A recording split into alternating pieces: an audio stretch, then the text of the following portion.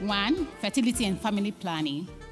And then the second one is on household water and sanitation. You are most welcome.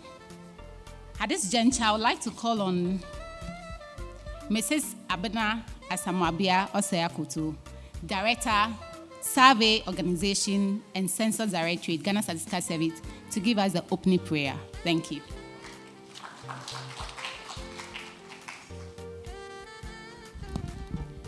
Thank you. Shall we please pray? Gracious and everlasting Father, we thank you for making it possible for us to be here for this program. We commit the entire program into your hands. We pray that you take preeminence and chair the program and steer us through all the proceedings. The outcome of this program is committed into your hands. Guide us through. Let us use it to impact lives in this country. This we ask in Jesus' name. Amen. Thank you. Thank you, Director, for such a wonderful prayer. At this juncture, I would like to call on Mr. Kojo Asante-Mensah, to Director, Administration, Ghana Statistical Service, to give us the opening remarks.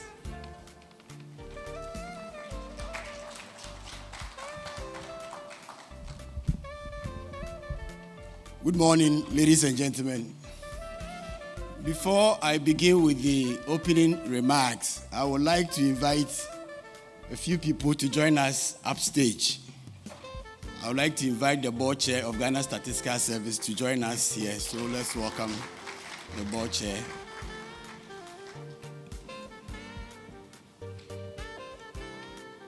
She is to be followed by the representative of the government statistician, the person of Dr.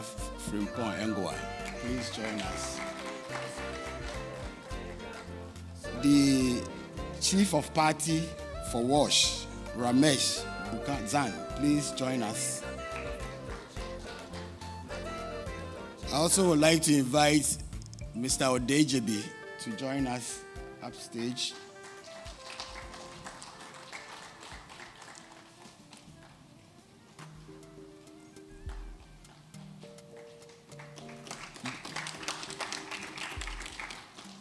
Dr. Lawrence Oferibuadu, if you are here, please join up.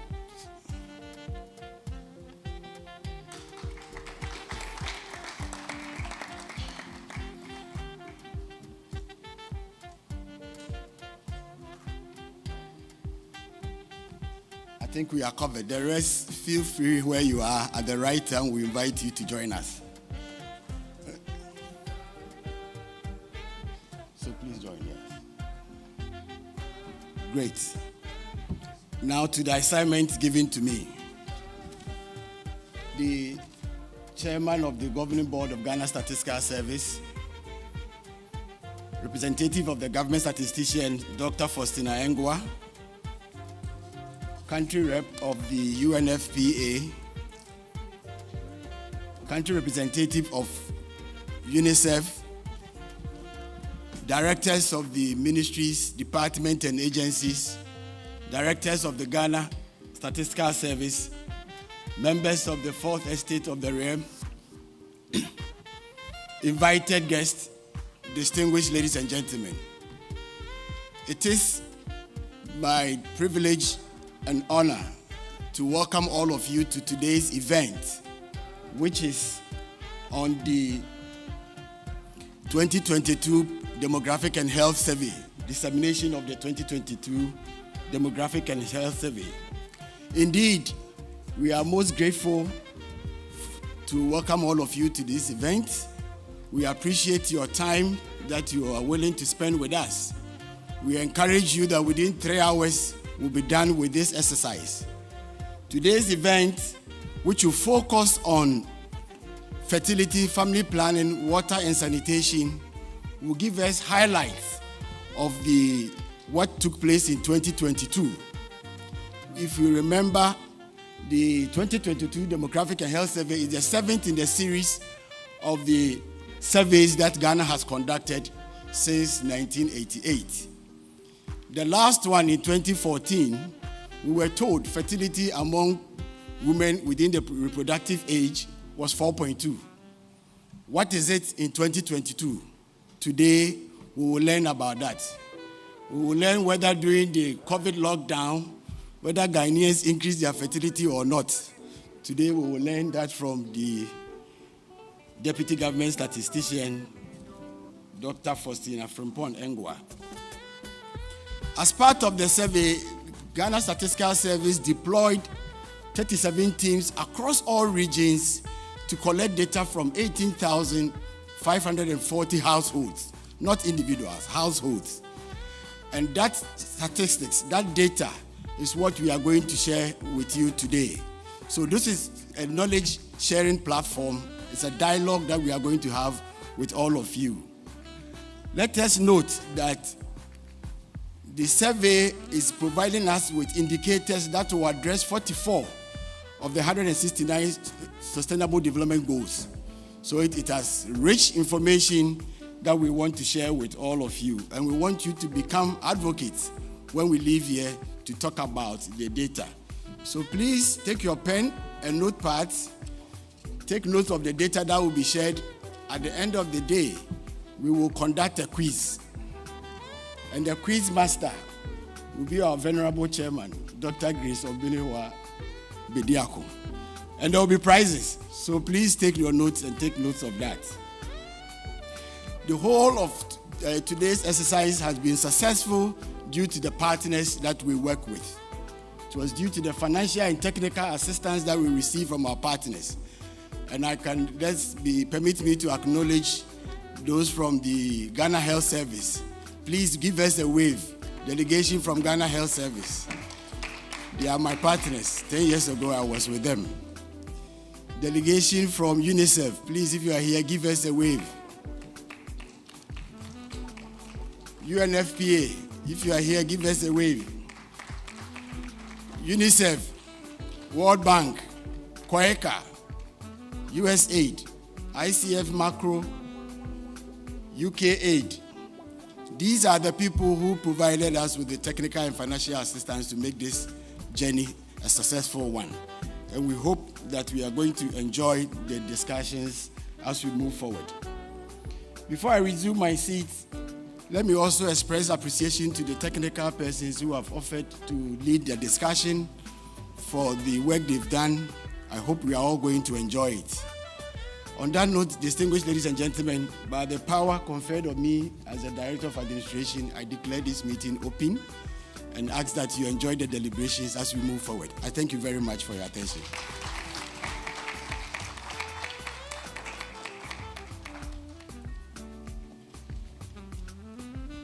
Thank you, Director. At this point, I want to acknowledge a few of our colleagues who are here with us. Dr. Adriana E.A. Baini with University of Ghana RIPS.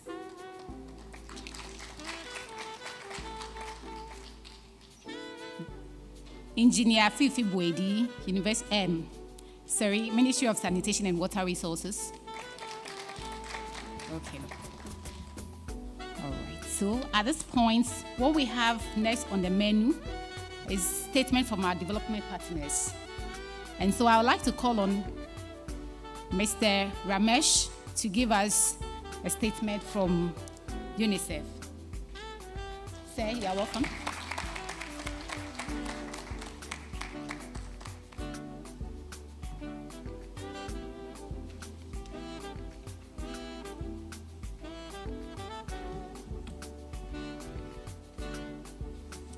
Good morning.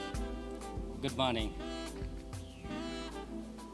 Very happy to be in this important event of disseminating the demographic health and survey, health survey of Ghana 2022, and delighted that we were part of it and we could also contribute as UNICEF.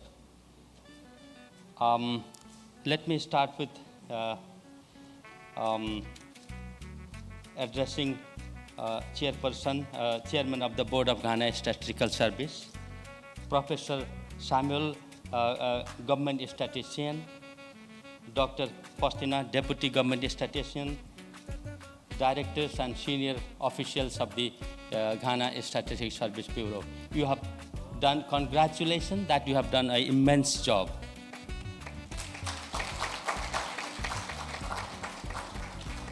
I think nobody will disagree that data is at the center of right decision. If we don't have data, and up-to-date data, real-time data if you like, then the decision cannot be made the way we want to see. Basically, fundamentally, there are 3-4 things that data makes us to make the right decision. It helps us to increase the accountability by reaching the unreached or by reaching where the needs are. It helps to generate the ownership of from the stakeholders to the duty bearers all along. It helps to generate the ownership, and at the center, it helps to be transparent and then open so that there is a trust is gained on the system. And then it helps to gain efficiency, avoiding duplication, taking development where the need is, and then not going on an ad hoc basis. So data is so critical. To me, data is as important as putting a borehole, because it helps me to put where the borehole is most needed.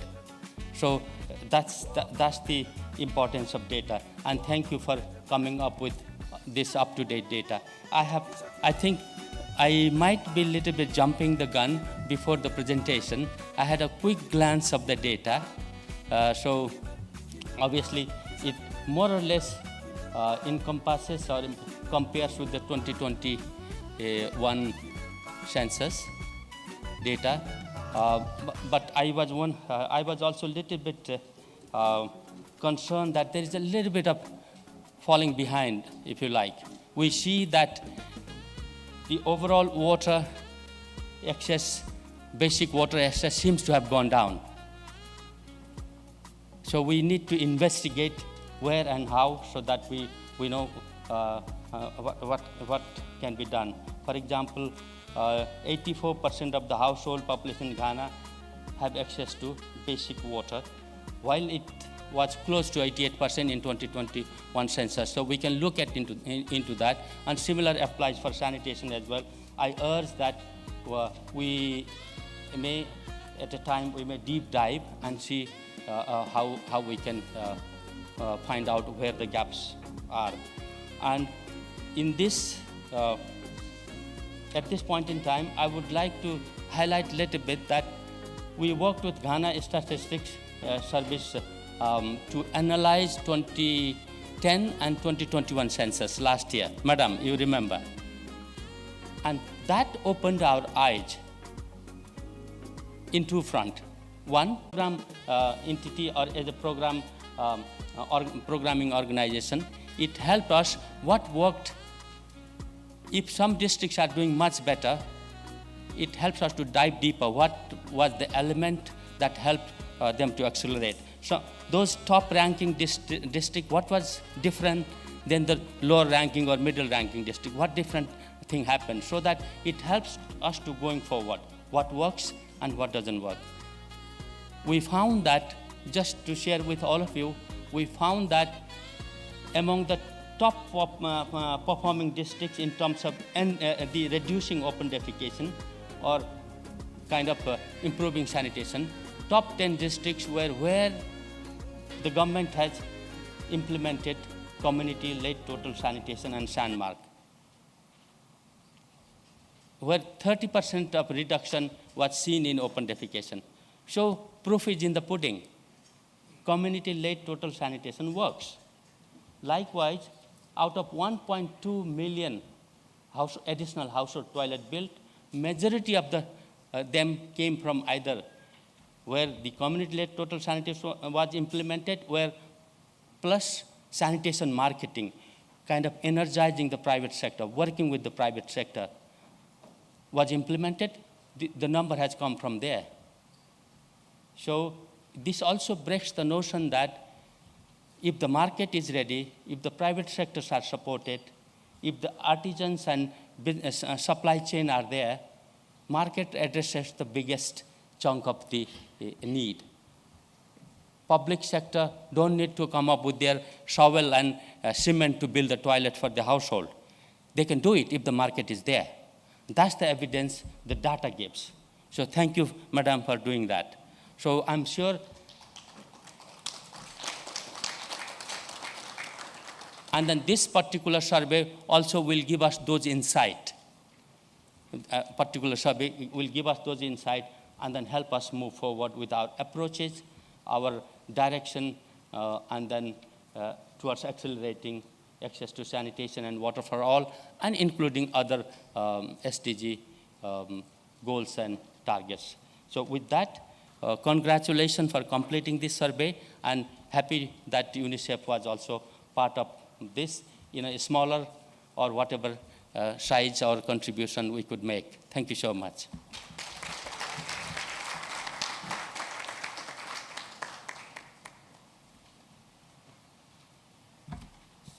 Thank you, Mr. Ramesh. Data helps us to make the right decision, and it also helps us to put the right facilities at the right place to the convenience of the users. Thank you very much, Mr. Ramesh. At this juncture, I would like to call on the country representative of UNFPA to give us their statement.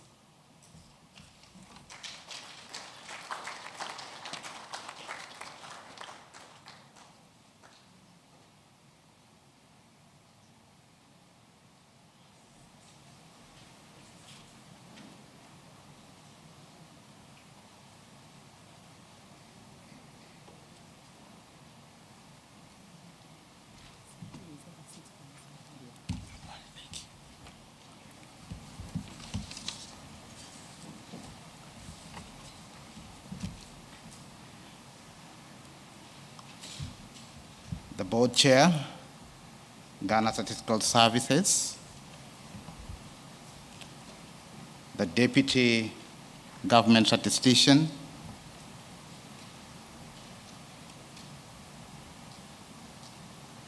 my colleague from UNICEF, development partners present, heads of government departments and agencies present, the academia, members of the press, distinguished ladies and gentlemen.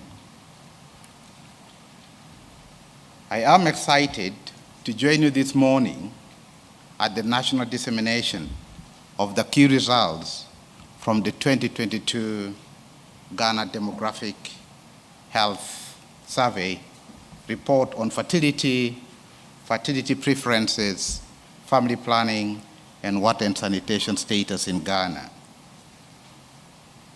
I would like to start by congratulating, yet again, the Ghana Statistical Services in producing such a good document that provides the needed data and information for evidence-based decision-making.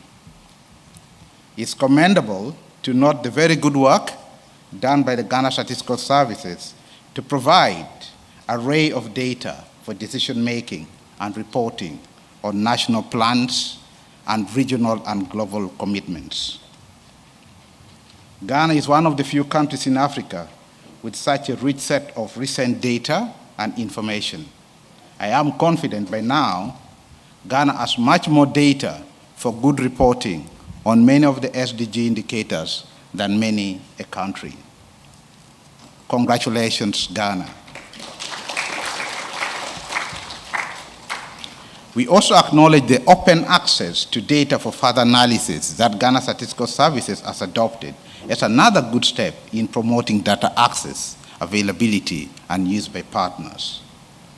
I'm sure we can explore use of artificial intelligence and other innovative technologies to further analyze the data sets.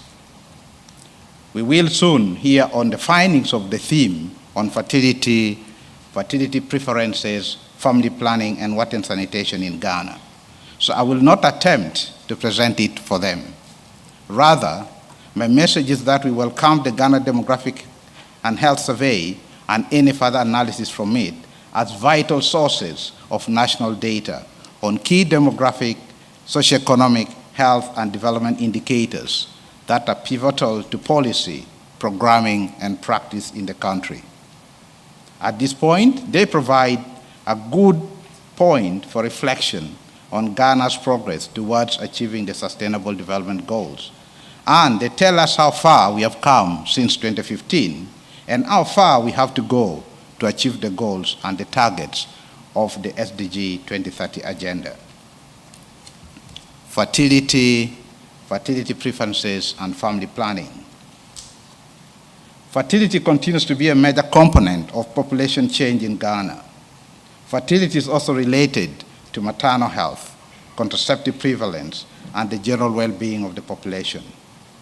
We will be interested in looking at the trend in fertility, the disparities that exist between population subgroups and residences, and we will also try to attempt to understand why they are as they are, while digging deeper into what could have caused the situation to be as they are and what we can do to address them. More importantly, we will be interested in looking at fertility desires and wantedness over time and between men and women, and what this tells us.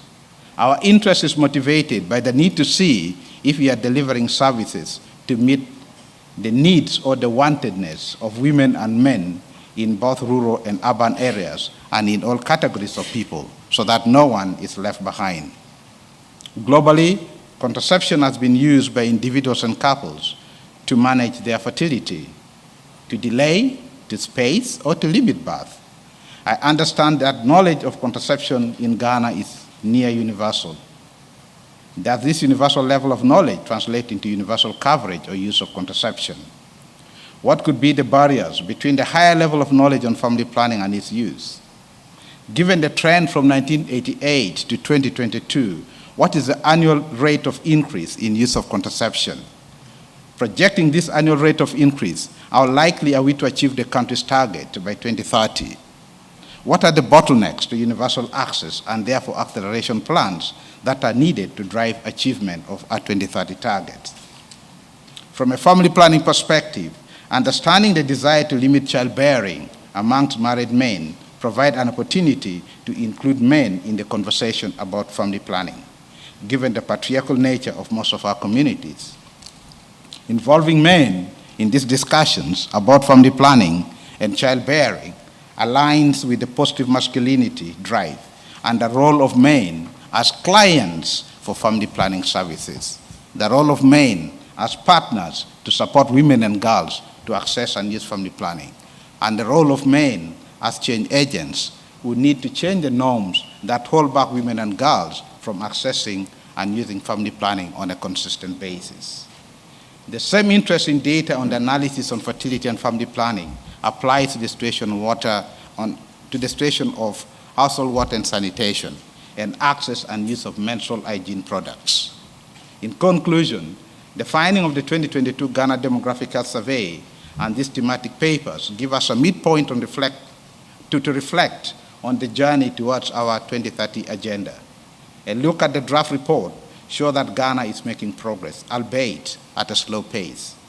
We at UNFPA will continue to work with the government of Ghana and all partners in implementing programs and interventions that will accelerate progress towards our 2030 agenda. We will invest in data and data system to help us make better decisions. We invite other partners to do the same for the good of Ghana. Once again, I congratulate Ghana Statistical Services for this report and commend them for ensuring timely dissemination of findings and making the findings available to all who need it. We look forward to further dissemination of the results at the subnational level, where the roads and the friction and the action need to be taken. Thank you and wish you all well.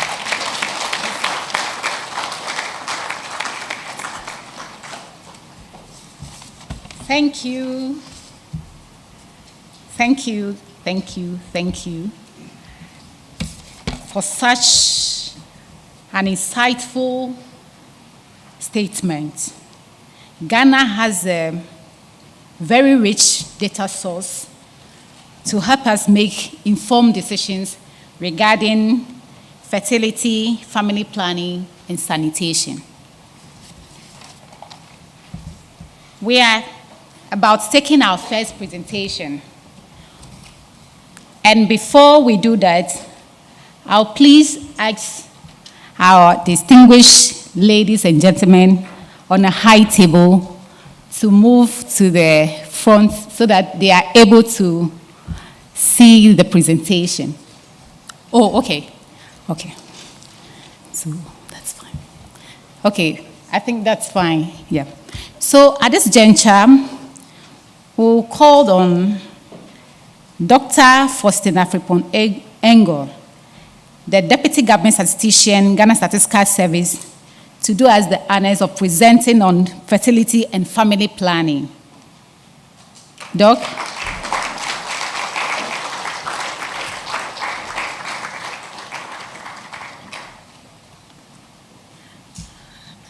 Good morning. I'm board chair.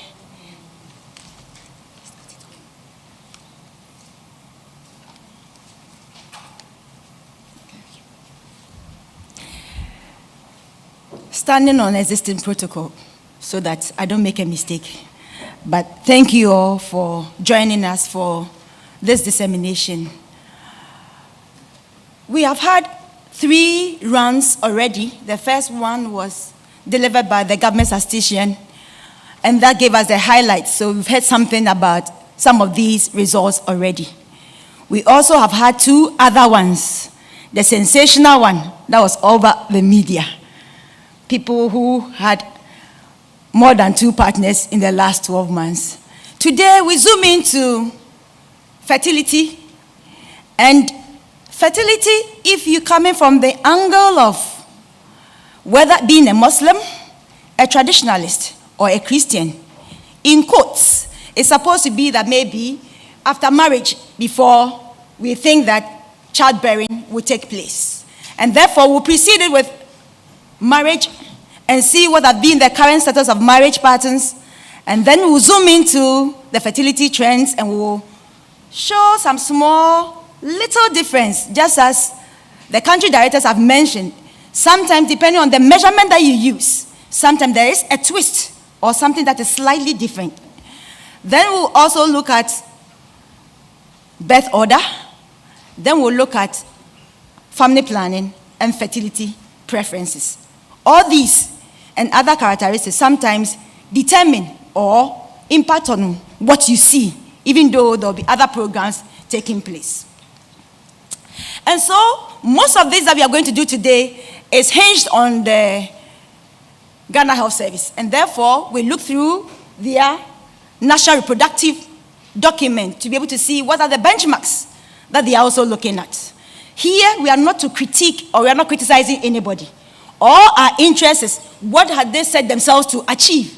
And we're trying to find out that the data that we have, does it speak to what they set themselves to achieve? And if not, then we push them to do more. If they are doing it, then we tell them that let's look for other indicators that you can do better in that areas as well. So here is not a matter of you've done well and somebody has not done well. And again, just as it's been mentioned, we try to measure some of the SDG indicators and therefore the report. Director of Administration has set it in context already, and therefore it was a nationally representative survey across all the 16 regions. And here I mentioned that every district, at least there were a couple of enumeration areas from each point. And therefore that gives us the beauty. We cannot give you right here district estimate, but you force us the opportunity through UNFPA and the World Bank to be able to use this one in triangulation with the census data and provide you small area estimations that we'll do at the district level. And so we'll be doing that. And so it covers other areas, not just the fertility or the well-being of the woman alone and the number of children they've given birth to, the educational, certain characteristics that will help you influence and set it in place. Now, in all the households that were selected, every woman who was 15 years up to 49 was interviewed. Why 15 to 49? In reproductive terms, 15 to 49 is when a woman is fecund or fertile and able to produce children. For men, it is 15 to 59. But to make a comparison, we set it 15 to 49 just to make a comparison when you have it against that of women. But when it's strictly for men, we extend it to the 59. Even though we know that at 70, we can still shoot and still produce. And so for the men, it was half of the households in which women had been selected. Those are the ones that were interviewed. And so you see that their numbers is slightly lower. Whilst you see maybe women around 15,000, you are seeing men around, let's say, 7,000 plus. Doesn't mean that there are only 7,000 men in all these households, but we selected half to be able to understand their perception or perspective about this. And so for today's presentation, just as I did mention, we're setting in context, and therefore we'll start with marriage and sexual activity. Even though results show that not only those in the reproductive age do give birth. And so the results for those 15 to 49 years women says that 35% never married. Please, let's understand this one. I said 35% are never married. I didn't say they've never given birth. And I didn't say they've given birth. 35% of all women that were surveyed said they have never married. Now, 55 said either married, whether they perform their rights, or they're living together with somebody, cohabiting partners, or our parents know that we are living together, so they're cohabiting. And then 1 out of 10 either has lost their partner, separated, or divorced. Now, when you look at those currently married, you will see that women numbers are slightly higher. Remember, I told you that we are comparing 15 to 49 years. It's not the men, actual men that would have been 50 to 59 years. And again, in Ghana, women marry earlier. I think they will correct me, but I think that age 18, a woman can marry and can give birth. But for men, I think it is 21, thereabout. And therefore, why? Don't ask me why. Because man must go and propose. So you must put your house in order to go and bring somebody's daughter into your house. And a woman, you are brought into the house, but prepare yourself to be able to get there.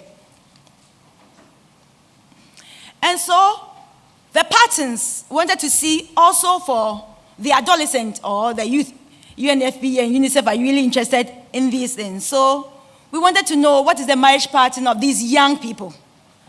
At the backdrop that we think that everybody must go to school, even though we know they have the right to marry by 18. We wanted to find out, because if you're looking at the educational system and the structure that we have, we expect that some of these should be in school. And so the result shows that 12%. So a little over 1 out of 10. A woman aged 15 to 19. 7.2, they are in either married or cohabiting. Or they have even been divorced or separated already. And so you see that 7.2 of girls 15 to 19. And then for those who are 20 to 24, as expected, a higher proportion. So a little over a third of those women surveyed are in a relationship or currently in union.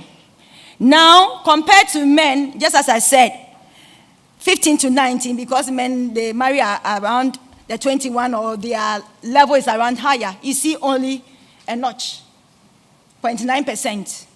And then when you get to the 2024, you see 12% also engaging or being ever married. And then those previously, you see that almost twice the number for females who have formerly been in union is that of males. So males is like 0.5 or half of women who have ever, within 15 to 24, who have either been divorced, separated, or widowed. Half of that have experienced it. Now, one of the things that was set in place that exposure to sex or being a union gives everybody the right to have sex, and then thereafter we think about babies crying. When you marry and 1 year, 2 years, then they start knocking at the door, what is happening?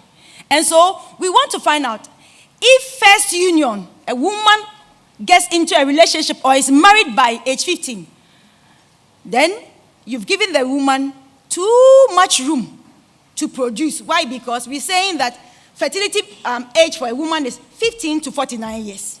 So if you are married at 15, assuming you were giving birth every 3 years, so imagine 15, 18, 21, 24, 27. So by the time you finish, you have over 10. And therefore, if we delay the union or women or girls getting into a relationship and marrying, we are able indirectly to limit fertility or the number of children they will ever give birth to. And so realize that by age 15, 3% of these ladies have given birth. So these ones, they can shoot if they are very fertile. They can shoot and you expect 13, 12, 14 from them. But if they go, let's say, every 1 year, then you can imagine. Just divide the 34 years and then you can imagine the number they can get, because 15 from 49 will give you 34 years. So if you do every 2 years, 17. If you do every 3 years, you can get the number that you are coming to. And then again, by age 18, remember, we have said that girls can marry around that age. And so we see 16. And then only 2 men on the part. Now, trends in early sexual intercourse. Just have said, in your exposure, it doesn't take 2 times affair, unprotected, to result in a pregnancy. And so whether it is a quickie, whether it is a planned affair, or whether it's whatever, it can result into a live birth. And so you realize that for all women aged 25 to 49 years, we have seen that there have been, from the trend point of view, it used to be the 63. We dipped to 40 stabilized, but it's also increasing. And we saw a pattern also among men. So the trends, the percentage of these people who have sex and intercourse by age 18, it dipped. I don't know why we got to the 44. We didn't continue, but now we've seen an increase also coming in there, while that of men is rather seeing a decrease in that perspective. So now let's go to the fertility itself. And so just a teaser. From the 2021 population housing census, we were able to capture total fertility rates. We used all the bets that have occurred to these women within 15 to 49 years, but just over the 12-month period. And so somebody will tell you that there can be error margins, but because the census, we cannot just go and say, give me what you have had over the 3 years to be able to season out seasonality and other things. And so for DHS, we use the 3 years preceding the survey to be able to capture and take out seasonality. And therefore, you see that it says that for every woman, 15 to 49 years, if you go through the normal marriage pattern, the sexual whatever, and go through the fertility whatever, you are supposed to give birth to, on average, 3.9 children, almost 4 children.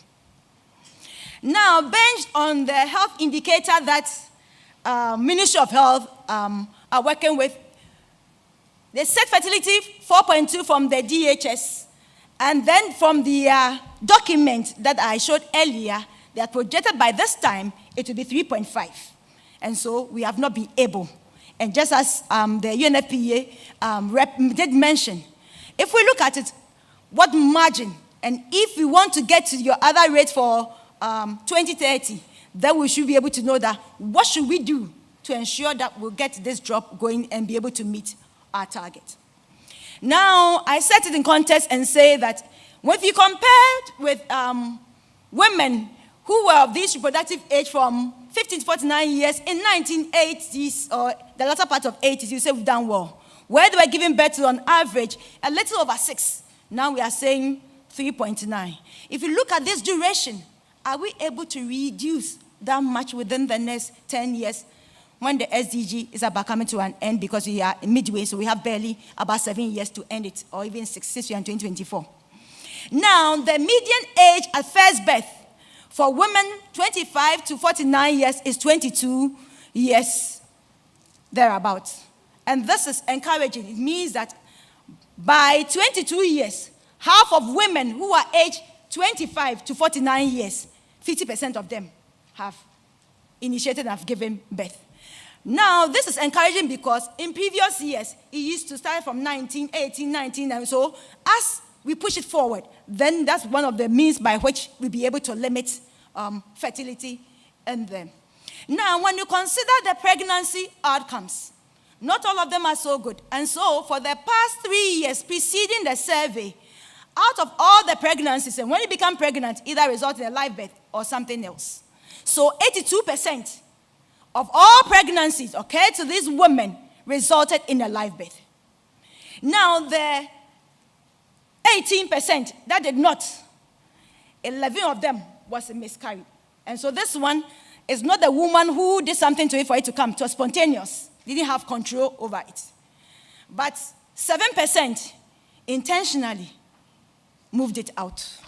And then 1% is also stillbirth. And you may think that it is small, but still a concern.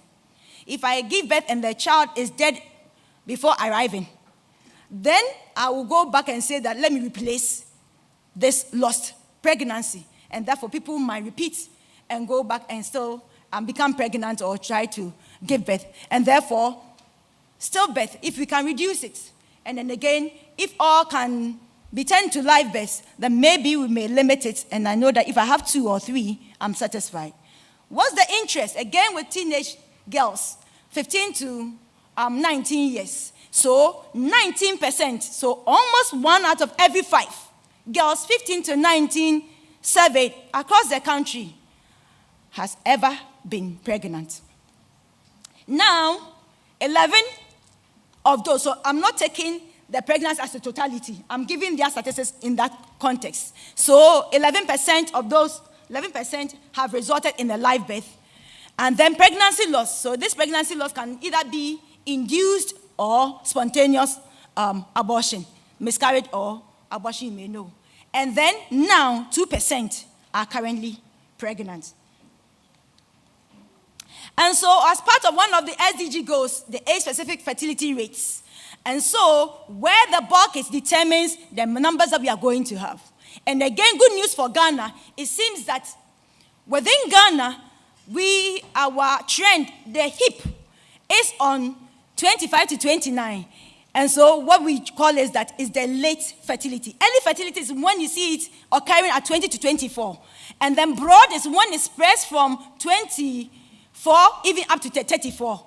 And by age 40, people are wrapping up. And then the 45 plus them, sometimes it is a pension baby, it's a mistake, or somebody who throughout their life has never had a child and therefore will go all length to be able to get one. And so Ghana is pushing to late fertility. So we are delaying our fertility of having the much bulk of us giving birth very early in the life cycle. And so total fertility trends in the region, so from the rural areas and urban areas, the urban as currently is 3.2 children, and then the rural areas is almost 5 children. That's what is pushing it to the 3.9. Who are those contributing? Somebody says Savannah. And so when you look across the country, my region, the Savannah they mentioned, is topping 5.8. And you see the northeast, northern, and Savannah. Remember, it used to be one region, right?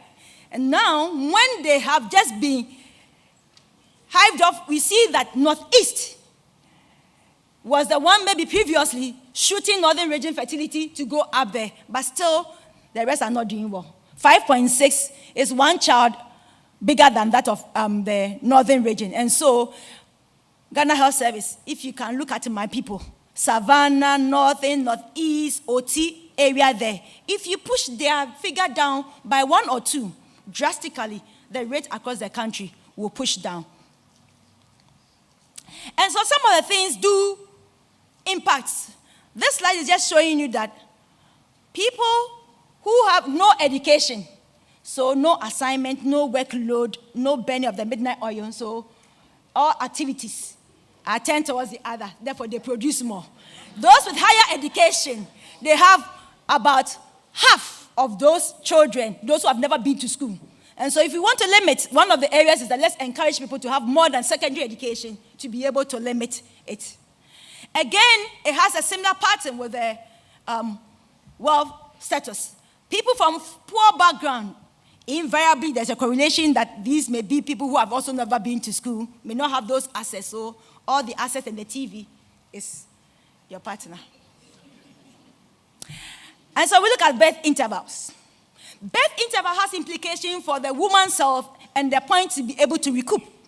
And so if you give birth at very short intervals, the woman is not able to recoup her health, and again, it might result in maternal mortality or maternal death. And so giving birth and spacing it well is good for us. So we realize that between 7 and 17 months, 4%, not too good. But when you look at above 2 years, and when it's too long too, the health people will tell you that it has implication. Ideal situation is between the 2 and then the 4-year gap that you may have, so that the woman can recoup her health and then start another journey. Median age by first birth by residence. So we realize that those in rural areas give birth almost 2 years earlier than their compatriots in the urban areas. So let's move everybody to urban area, or let's do something about the rural setting to ensure that we limit and also delay our birth. So I've talked about pregnancy outcomes, so you know that already. I just wanted to show. I wanted to show the pregnancy among the teens. So we did mention that they have ever given birth. And when you narrow down to only those my people, then you realize that my family members, Savannah, 26. So it means that every 4 ladies from Savannah, 1, we are pregnant already. A little over 1, we are pregnant already. And so what can we put there to ensure? But funny enough, the diagram now is not centering where it was for the high fertility. But you can see that Ashanti and Western North, they are all not free. They are also guilty of us. So policies, interventions to tackle this to ensure that we're limited. Sexual reproductive health before 15. And so when you engage, it exposes you to fertility, and also it has health implications of the individual that you are engaging. And so, funny enough, women or girls initiated slightly earlier than young men. So who are those doing it with these young girls? No answer. Now, sexual intercourse for 15 to, because if it is not my age mate, and so mine is higher than my boys of my age, who is the perpetrator? Okay, so sexual intercourse for 15 to 24, so we decided to look at that for those who are 15, those who have never engaged in sex. It is interesting and it is heartwarming, but we can do better. So we found out that for women, 37.4, so 60 point something thereabout, 61 thereabout, have ever been in that. And then those who, for the various age groups, so for 20 to 24, that one you see that because their license is already there, either to marry. So you see that those who have never been in a relationship or who have never, it means that it's slightly higher for males, 21, as against the 14 for the females. So females initiate sex earlier based on what we have discussed. So we look at fertility preferences. What is informing you to decide that, yes, I'm getting married. How many children would I have? And so, when you look at it, people who want another child, whether they are males or females, so slightly, just the neighborhood, between women and men, say they want another child, right? And so, almost 3 say they want another child. Then they say that they want another child, but undecided, or maybe later. So maybe right now I've enrolled in school. So the one child I have maybe is giving me wahala. So I'll wait, but undecided. And that one cannot limit your fertility. And then the green portion says that want no more. And then so those who cannot add up is the green and the small black bar up there that cannot add up to our fertility. But those who want now, very soon, and those who want undecided, these are the ones programs. If you want to limit fertility, these are the ones you must tackle because they have the edge to have more. Some say now, and some say undecided, so it can come tomorrow. It's not today that I say undecided, but can come tomorrow. But those who don't want, then we have to look. And among these, we want to find out that if you say you don't want, and if you say you want, and if you say you are delaying, are you doing something to also protect it? We'll get there. And so ideal family size, on the whole, for all women, on the whole, men want a little bit more children than women. Because they don't go to labor ward, I guess. So men want a little bit more than women. And when you compare the all women, that is 15 to 49, or whether they are married, whether they are single, whether previously, then they tell you that they want 4.5. And then when you take the married women, they slide a little bit more, want more children, 4.9, want, I differ, they want to give birth to almost 5 children. That's what they want to give birth to. And men, they want almost 6. And then for all, it comes to 5. I think next time we'll make the men pregnant. And so the fertility planning status. When you look at it, wanted later, that's the information I've given you before, so we have stuck this one. For those who are less than 20 years. Those who say 15 say they want them. And again, you'll find out that those who are within the reproductive age, 20 to the 34, you see that there's an increase in those because I've been married and that's what I'm married for. So I'm waiting, so these are the ones who want them. And then as you end your fertility journey, as you are wrapping up, then you begin to say that I think maybe I've had enough and therefore I don't want no more. So you see that wanting no more increases with age, whilst the wanting more is for those people who are within the reproductive age that they are looking at. Now, differences between wanted and actual fertility. And so, let me explain the wanted and the actual. So you ask for Stida, how many children do you want to have in your lifetime? Oh, I want 2 children, I did situation, I want 2. Then you ask me, how many have you given birth to? I say, I have 3. So I wanted, that was my desire.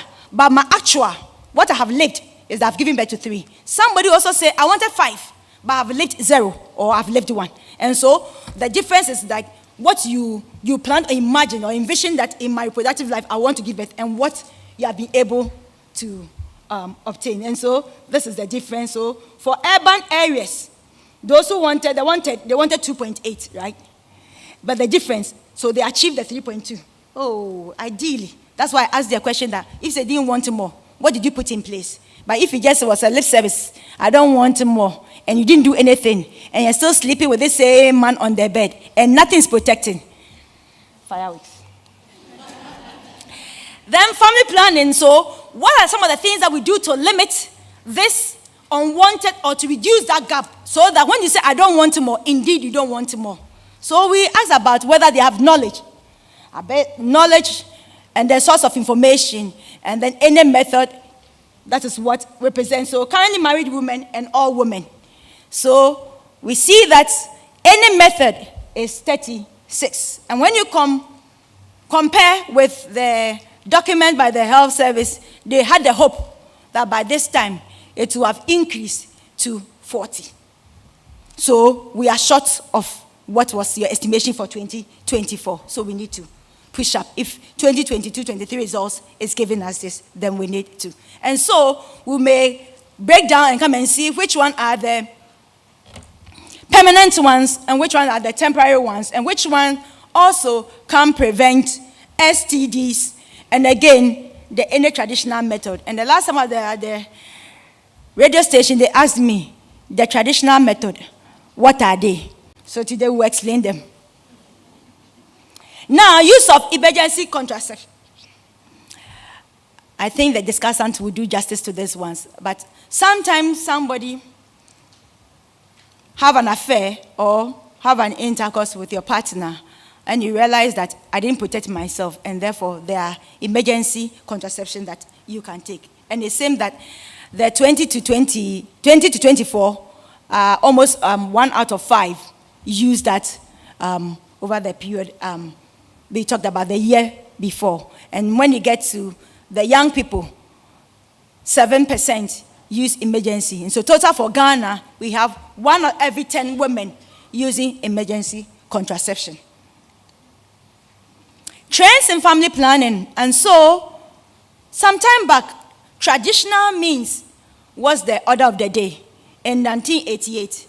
But as time has lapsed, modern has taken over, and we hope that we can increase the modern more. So now modern is almost every 3 women using a modern, whilst 1 out of 10 women using a traditional means. So where did they obtain this from?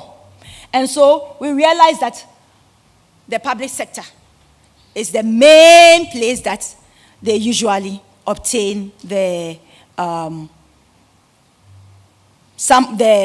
injectables and then the IUD. But you know, condom, the pharmacy shop, all those small outlets. So you see that when it comes to male condom, it can be obtained from either the private sector, and that is the highest. But for the injectables and for the IUD, you take them, and then the pills, as usual, maybe the pharmacy shops, and these are mostly run by private agencies. And so IUD, injectables, you find them at the public health sectors. Then informed choices, because to take up any family planning, you must have understanding. And one of the things that says that the 65 were informed they could switch to another method if they wanted or needed to. So 35%, they were not given that counsel that if what you're using is not good for you, you can switch. So sometimes somebody will stop using a method. Maybe I didn't have the counsel. It was not good for me, but nobody gave me the counsel that if jab is not good for you, try IUD. That is more permanent or for a longer period, or sterilization if you want to finish it or end it outright. Now, let's look at something.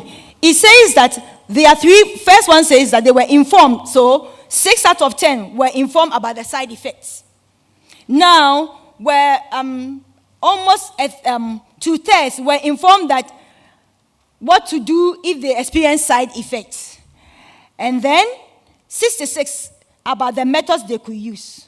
So 50% received all 3 information. So 50% also did not receive all information. So for me to make informed choices, you must give me all these, so that I'll be well informed. Then I can make a good choice about what I need to do. And so demand for family planning. And so the met need. And so somebody, I wanted to space my children, I wanted to have this one. So met need means that I was able to use maybe the family planning to be able to accomplish that goal that I wanted to limit my children or I wanted to space. The unmet, maybe I wanted to space my children, but I could not achieve it. Either I didn't use the right method, or I didn't go for a family planning program. So that is why I did not meet that my need. I said I don't want more children. I want later. I don't want now, but I'm pregnant now. Because if I don't want now, then I should have either used a condom or the jab or something to be able. So unmet need is that they could not meet that need for family planning to be able to prevent them from either becoming pregnant pregnant. And some people said they have no need for family planning. So you realize that 53% of all women said they don't think they have any need for family planning. And so, if you really want to find out the true unmet need, I will bet to add the no need to the unmet. Because maybe the one who said, I don't have a need, maybe the pregnancy has not come yet. But the one who has the met need, that it solved what I wanted it to be used for. And so, let's target. And either the no need for family planning, I think that we should get them on board to be able to use the family planning. It's not only the people who are sterile, because the percentage is not as high as this. And therefore, we cannot have 53% saying that all women are saying that they have no need. And again, for among married women, so it means that if I sum the middle and then the top, then over 60, it's only 36%. And again, it's just about those people who are using the family planning program. And then for sexually active, yes, it met our need. And so those who tag themselves that maybe they are not in union, but anybody who else is in sexually active, you must protect yourself. Then demand for family planning, were you satisfied? The demand that you have. And what is of concern to me, yes, is an indicator that people we are trying to grow. But then for all women, 1/3 were not satisfied with the demand. So my demand for family planning, maybe the services or whatever I obtained, I was not satisfied. And then for those who are currently married, equally, 4 out of every 10 were not satisfied. And for the sexually active, almost 3 out of 10 were not satisfied. And so family planning programs, let's see what can be done to ensure that those who want to uptake this will be satisfied with the services and they will also comply. Now, by various regions. And so for Ghana, demand for family planning satisfied for modern methods. So it means that 53% were not satisfied because demand for family planning is satisfied by modern methods by region. So if total Ghana is 47%, then it means that 53% of those groups were not. And again, that will tally with my region, Savannah. We were not satisfied. That's why you saw our fertility and things going up. So please, give us what will satisfy us. That will be able to be in the context that, Decision of making about family planning. So sometimes 15% of women who are married did not take part in the family planning decision that they want. It's 85 who had part. So did somebody decide for you or not? So wife and husband, 43, they agreed to have their family planning. And the many wife, 4 out of 10, were able to say that I need their family planning. And they say that it is either my husband who decided.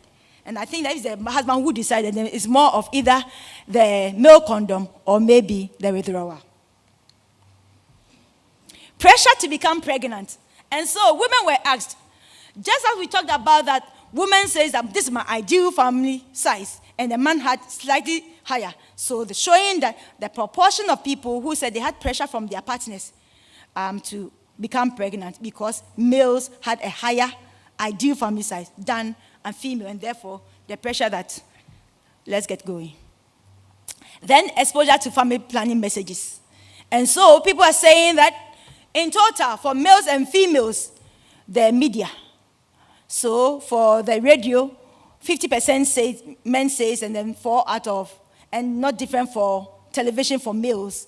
But for females, I think another mode that came up is that none of these 8 sources that you have written there, whether meeting with committee experts, outdoor, poster, social media, mobile phone, newspaper. So maybe it can be from friends or something else. So we need to dive into what other things are making women to be able to take those exposure to this family planning messages if it is not out of any of these. And these are the people who get pregnant. So if they say they did not obtain the information from these, then where are they getting information, or what source should we address to be able to help them get information? Non-user contact with family planning providers.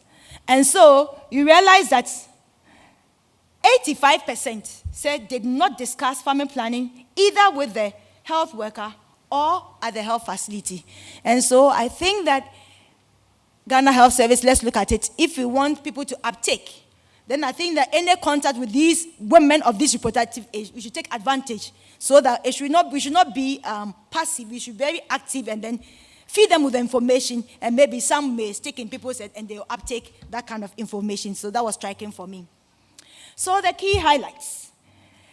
If you take a woman over the 3 years preceding the survey, going through the reproductive lifespan and going through the processes, you will have almost 4 children before you finish your birth history. 15% of teenage have ever been pregnant. 16% of women and 2% of men aged 24 were married before age 18. So exposure and then more to be able to give birth. And one of the things that we found out that there are regional variations. Savannah, Northeast, Northern region, OT are driving some when it comes to fertility pattern. And again, the adolescents or the teens who are pregnant, Ashanti is joining my family folk, and then Western North. So we see that regional variations also is stacked in terms of these variations. Then we have realized that wealth and education are the main drivers. So that those who have never been to school, their fertility is high. And then those who have high wealth status, if you have wealth status, you lower your fertility demand in that regard. And again, 15% of married women aged 15 to 49 years did not participate in decision about their family planning choices. Thank you.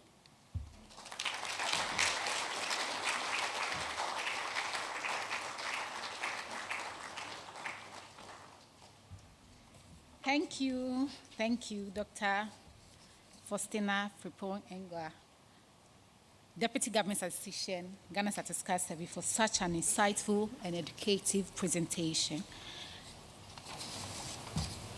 I figure out this is going to be the main focus of the quiz Director talked about, so I do not want to give any clue, so I decided not to say anything about it, not to summarize it, so that we are able to get the right people for the award.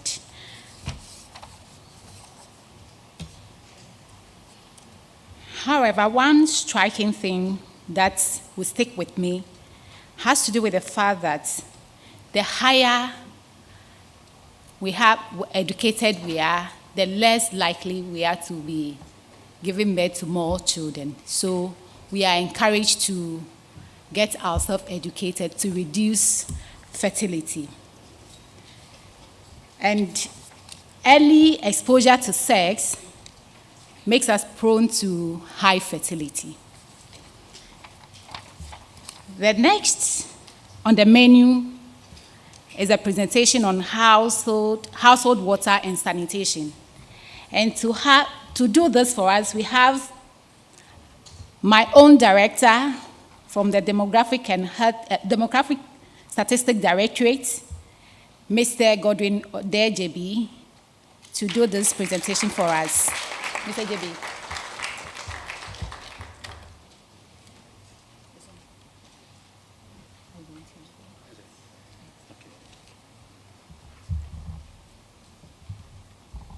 Good day to you all. And my name is Godwin Odejebi. So I am here to present on the housing characteristics. We also look at the household population. Then we zoom on to water, sanitation, and hygiene. The presentation will deal with the highlights of the findings, basically looking at the housing characteristics. We go into the household population, as I've indicated, then the water and sanitation, then basically we have some takeaways. So for the 2022 Ghana Demographic and Health Survey, it's linked with our global agenda, the SDGs, and then also we look at our own policy document, Ghana policy document, relating to some of the indicators which we'll be mentioning. So I will start with the housing characteristics. And I start with electricity by residence, residents, I mean whether you live in an urban area or a rural area.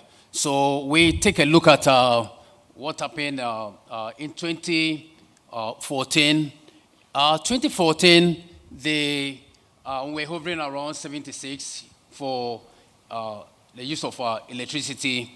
But then for 2022, we have moved to 83%.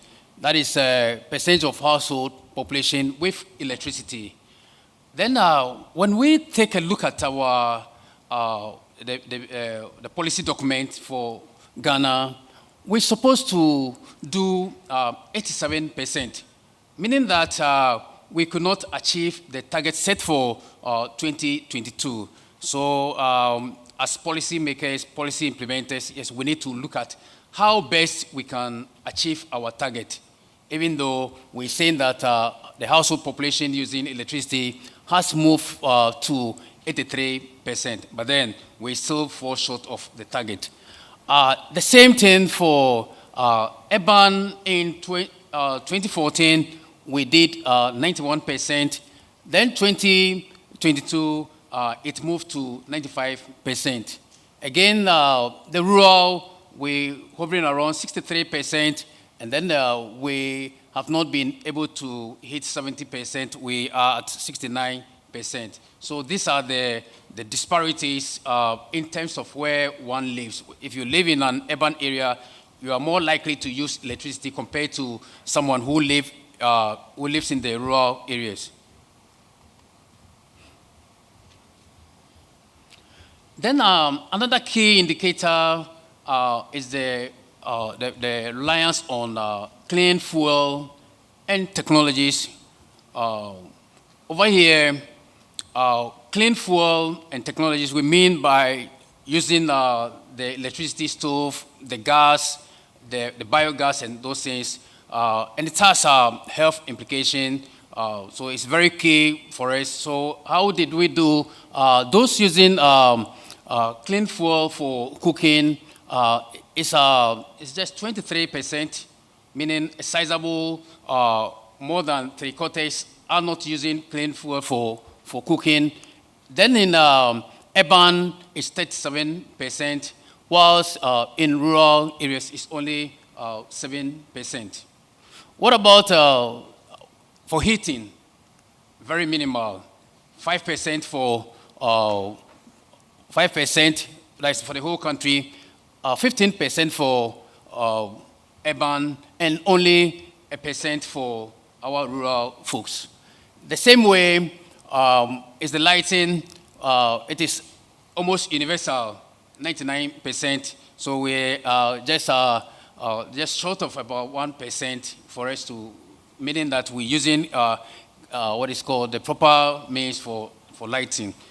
And then when we put all the three together, cooking, heating, and then lighting, we have 24% for the entire country, and basically higher in urban areas than in rural areas. So in the various regions, what is happening over there? You see that the highest is Greater Accra. That is, they're using clean fuel for cooking, and it goes down to 1.4 as the least, and that is the Savannah. And again, you see that about 9 regions doing less than 10%, which is very important for us to look at it. Why about 9%, more than half of the region are doing what is called less than 10% clean fuel for cooking. So we also attempted to look at whether our socioeconomic status drives the need for us to use clean fuel. So we see that those are the lower ladder, that is the what is called the lowest quintile. It is just 0.5. But as your socioeconomic status increases to the highest level, we are hitting 78.3%.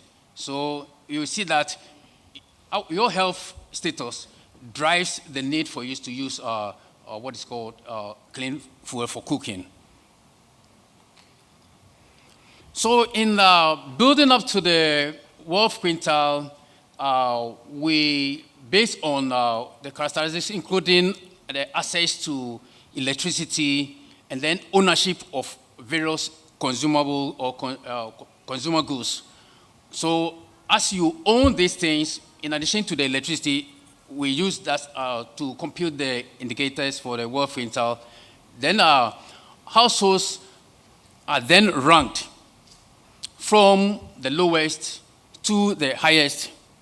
Then again, the list is then separated into 5 equal groups, each representing 20%. So those in the highest quintile, that is the top 20, may not be wealthy, but they are of higher socioeconomic status than, let's say, 80% of the population. So that is how we do the classification. So you see that for urban and rural, for urban, 3% in the lowest wealth quintile was as high as 38% in the rural areas. And if you move through the ladder, you see the urban moving higher, up to 33%, whilst that of the rural is doing 5%. So you see that only just a handful of the household population who live in rural areas are in the highest wealth quintile. Now we take a look at our population, and 40% of Ghana's population is under age 15. So when you take the entire population, about 40% constitute those aged less than 15. What it means is that Ghana's population is still youthful. We have a youthful population because as high as 40% of the population are made up of those less than 15 years. Then again, 37% of households are headed by women. So you see that basically most of the households are being headed by the men. And again, when you look at our average household size, when you take every household, when you put all together, we have about 3.5 members. So that is our household size. Now we move on to birth registration. So for the birth registration, we have those who did the registration, and it is for not the grown-up birth registration, the birth certificate. It is for those under age 5. Those who registered and then have the certificate. So if you take children less than 5 years, they have they've registered and have the birth certificate. So it was around 56 in 2014, but now it has moved to 61% of those children. And again, there are a category where they registered all right, but they've not had their certificate. Then we also have another group who, for them, at the time of the survey, they've not registered their birth, or they don't have any birth certificate. They've not gone for registration at the Civil Registration Authority for that one. So, again, at the regional level, you see those who have done the registration Here, I mean those who have registered and received the certificate, plus those who have registered but have not received the certificate. It's 65% in Savannah, that is the least. And then the highest is in Western region, constituting 86%. We also ask questions on school attendance, and it's for those in primary school, and then also those 13 to 18, that is, they should have been in secondary school. That is the appropriate age. Over here, 82% of such children, that is those 7 to 12 years, are in primary school. It is higher in urban areas than in rural areas. And for the secondary school too, it is 56%. And in urban areas, we have 56%, compared to 48% in the rural areas. Here we want to look at the net attendance ratio in terms of gender parity. So for the primary school, when you take 100 men or 100 children, or 100, let's say, male, how many females do you get? Is the parity the same? So the results shows that the gender parity, as far as female children attending primary school is concerned, is 98%, meaning that the figure is lower than that of the males. Again, at the secondary school level too, it is 105. This time around, we have more females in the secondary schools than the males. When you take 100 males, you get 105 females.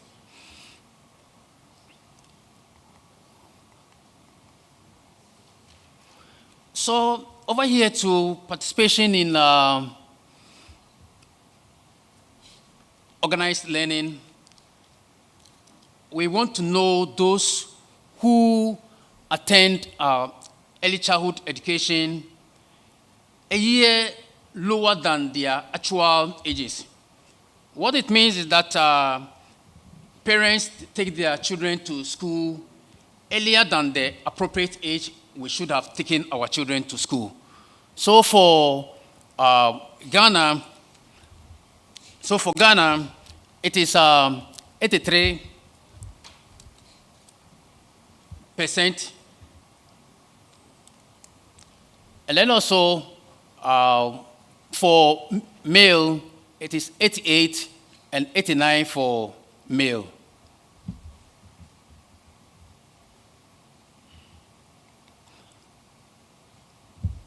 So we move on to water and education, water, sanitation, and hygiene. Here we're looking at those household population using at least basic service. The basic service, we mean that those household population, they have their drinking water on premises, or they go out, but they spend less than 30 minutes, making a round trip of less than 30 minutes to get the water.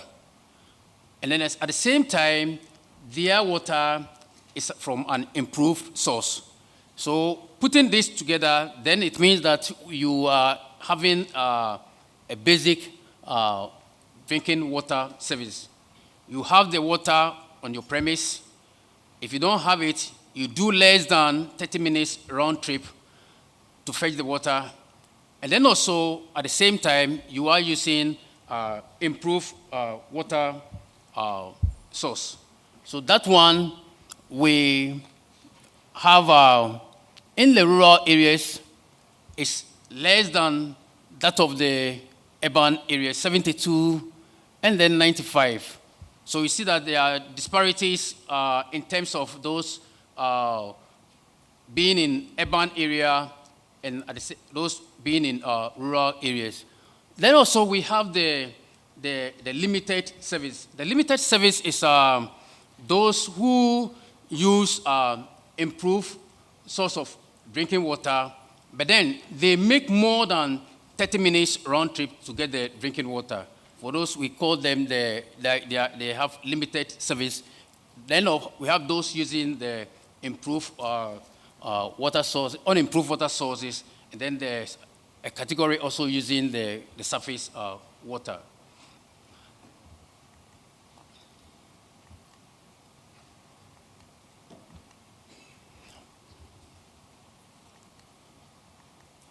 So we take a look at the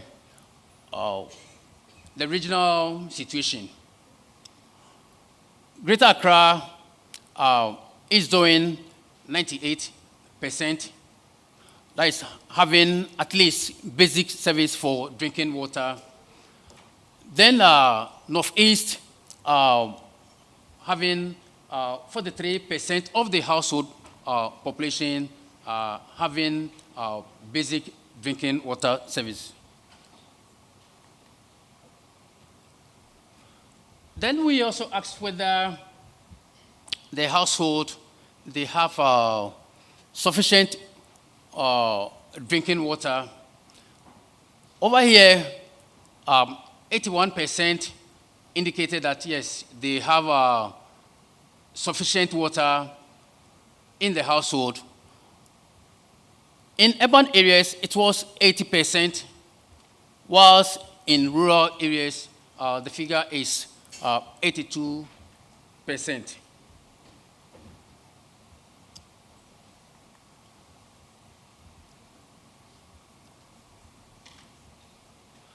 So we also here looking at the sanitation service, whether you have at least basic service,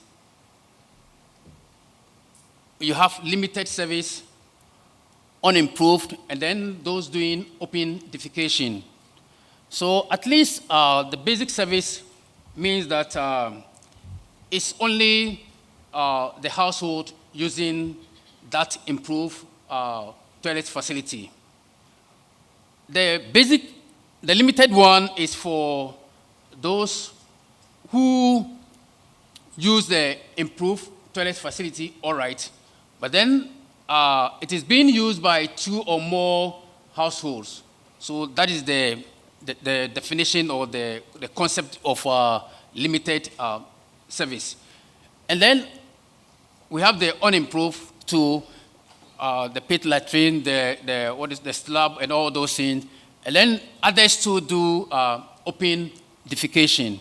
So that is what we have as far as the 2022 Ghana Demographic and Health Survey is concerned. And again, if you look at our policy document, we're supposed to do 39%. That is the target for 2022. But it seems we fell short. So again, we need to work out how best we can achieve our target.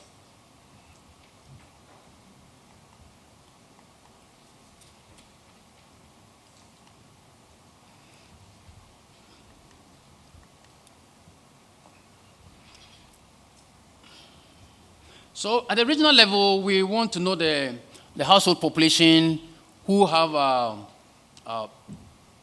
the basic service as far as sanitation is concerned. Greater Accra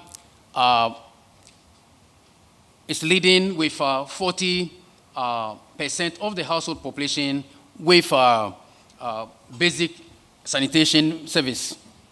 And again, Savannah, since this morning we've mentioned Savannah a lot. Savannah doing 11%, and that is the least.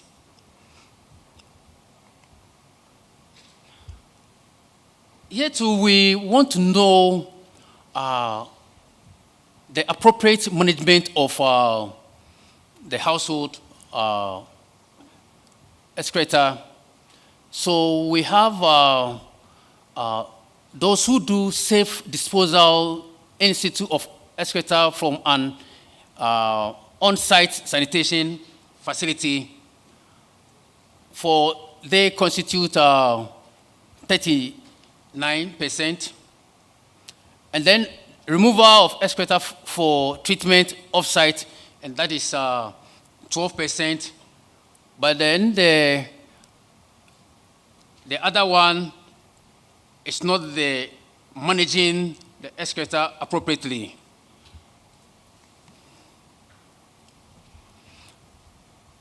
As we move on, we also look at whether hand washing facility is available to the household. So overall, we have 44% of the household population with a hand washing facility on premise with soap and water, meaning that they have a designated place reserved for washing of hands. And again, those in urban area with hand washing facility is 53%, whilst those in rural constitute 33%. We try to find out from women 15 to 49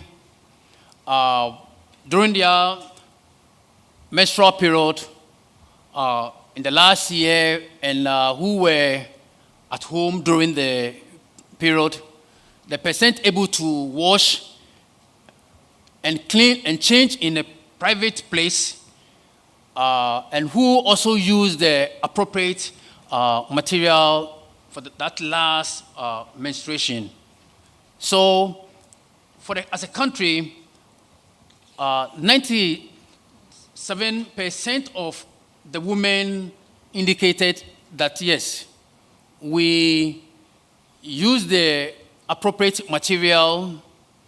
And then again, we also had a private place where we could change ourselves. In the rural area and the urban, the difference is only 1 percentage point. That is 97 for urban and 96 for those in the rural areas. So as I bring my presentation to an end, I take you through key takeaways. And what I have to say is that 83% of the population has access to electricity in Ghana. 75% of children under age 5 had their birth registered with a civil authority. Then also, 84% of the population has at least basic drinking water services. Then 81% of the population had sufficient quantities of drinking water in the last month. We also have 24% of the population has at least basic sanitation service.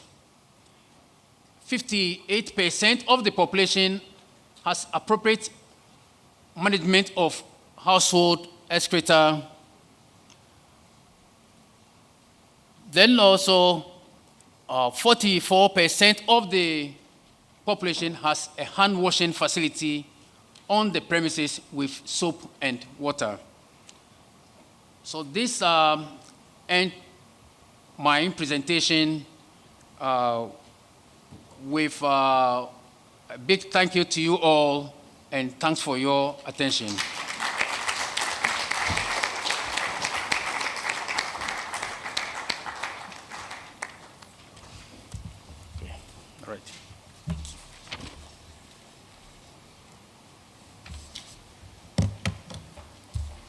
Thank you, Director, Demographic Statistics Directorate, Ghana Statistical Service, Mr. Godwin Odejibi, for the presentation. When you live in an urban area, you are more likely to use electricity. Now, we take a remark from the Ministry of Sanitation and Water Resources. And we have Engineer Fifi Bwedi to do this for us.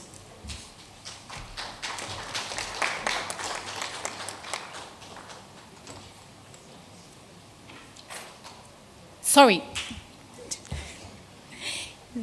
So the remark is rather from Ghana Health Service. And to do this for us, we have Dr. Lawrence Ofori Boedu, Director, Clinical Care, Ghana Health Service, to do that. Sorry, Doc.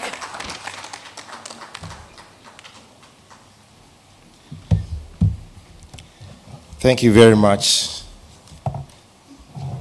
Madam MC. Good afternoon. So I am really excited with the figures. If you saw me actively, I was writing some of the figures that I wasn't privy to before I entered this room, because I was so limited concentrating myself to the health environment.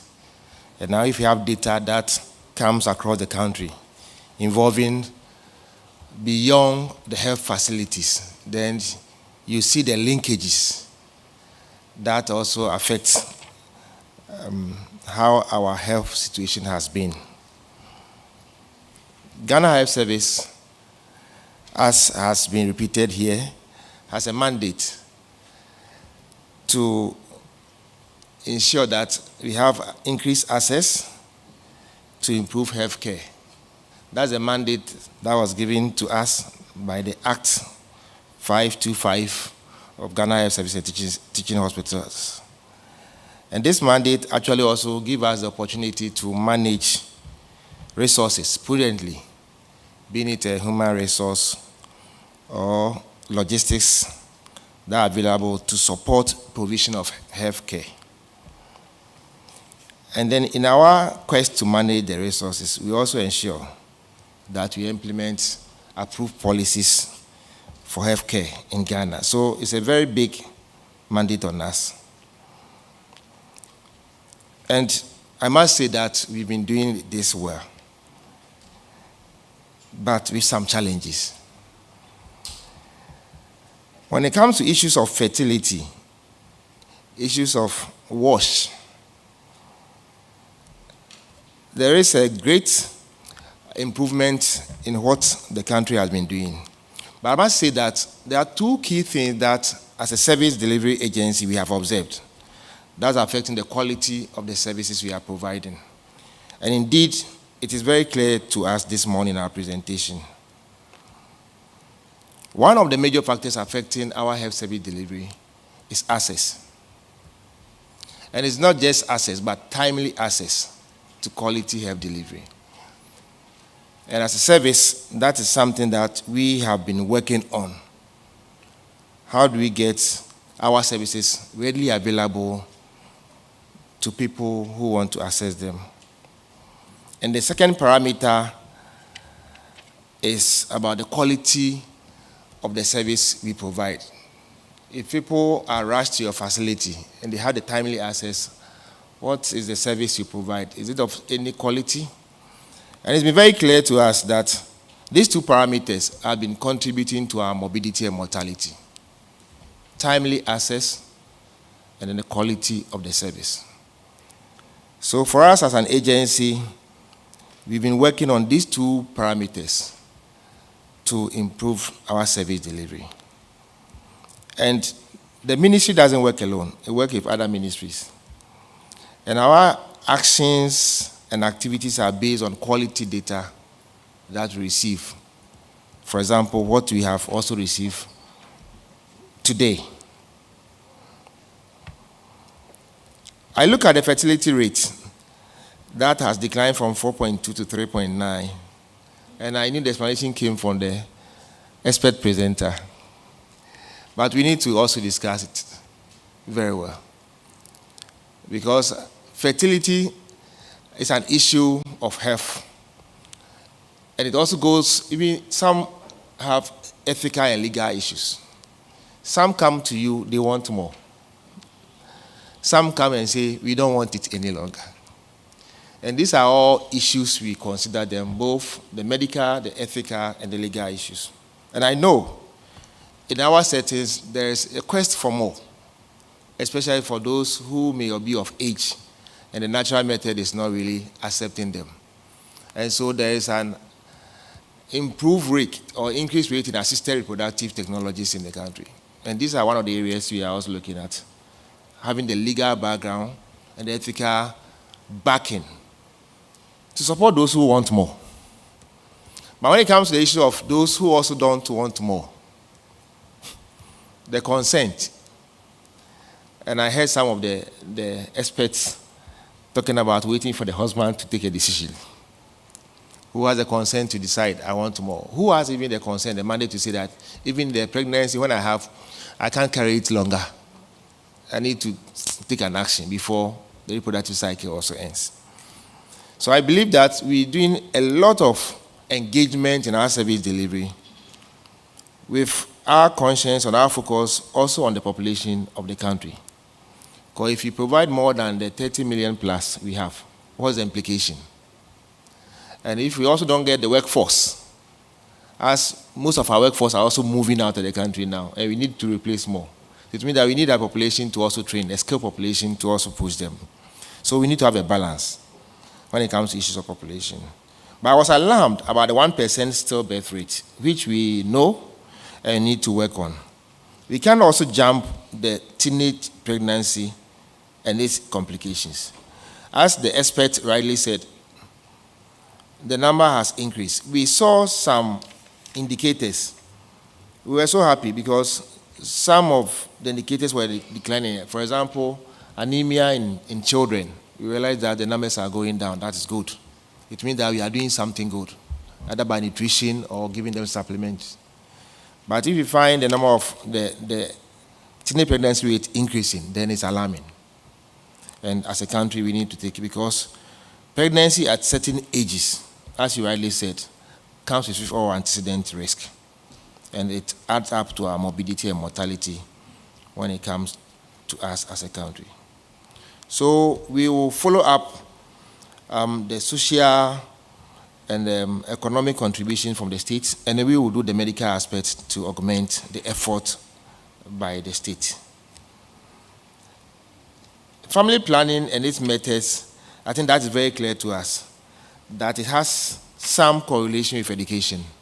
And I also believe that most of us here who have had opportunity of attaining certain level of education in the academic career, if you have a sample here, you will see that the numbers are really between 3 and 4, maximum 4, some 1. And the decision, Madam Chair, I'm telling you now, the women empowerment is very, very strong. The women decide. And they tell you that you want to, no matter what you want to. And so the contributing factors normally is not only male dominant, but nowadays women empowerment and education is deciding how many children a family can have.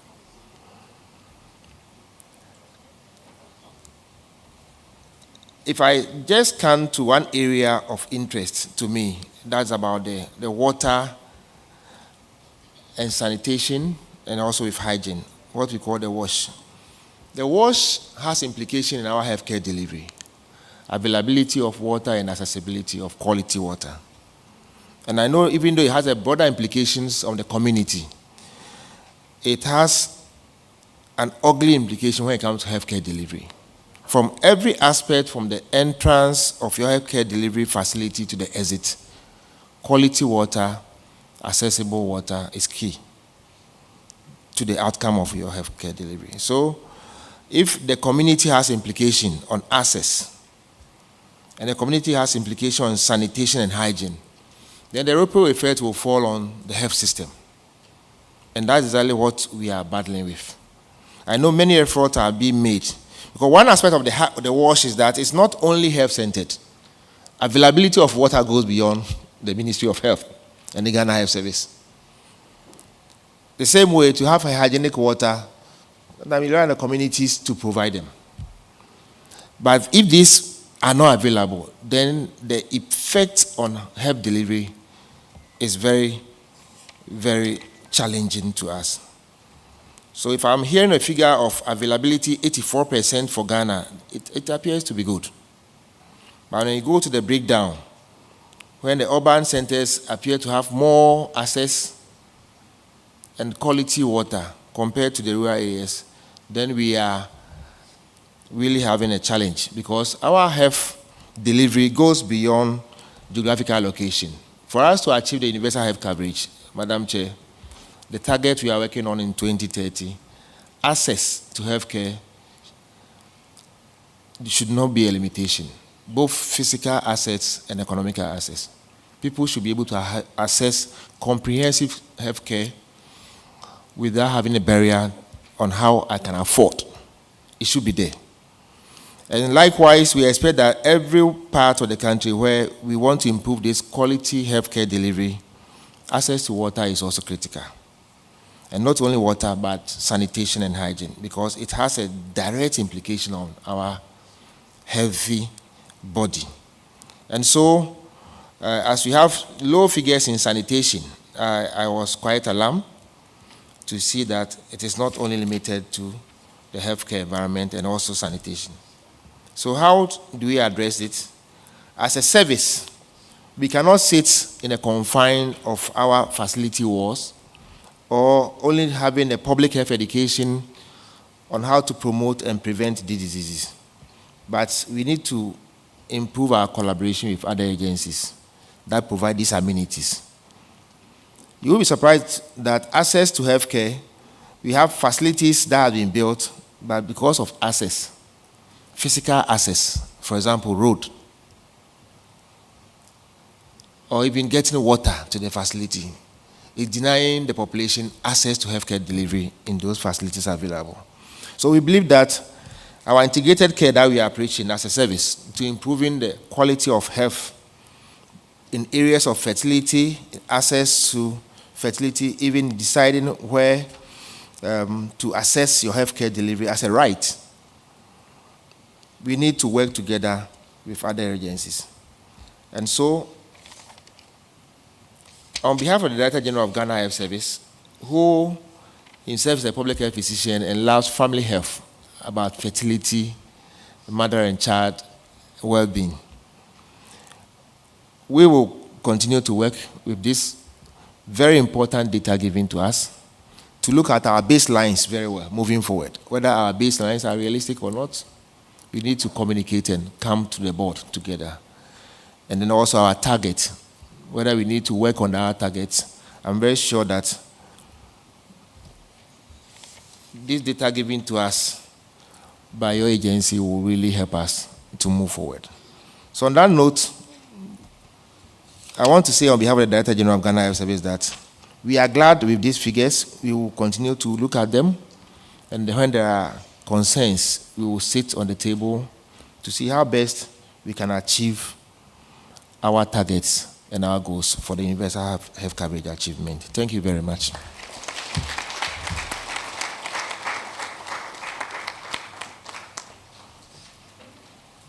Thank you, Doc.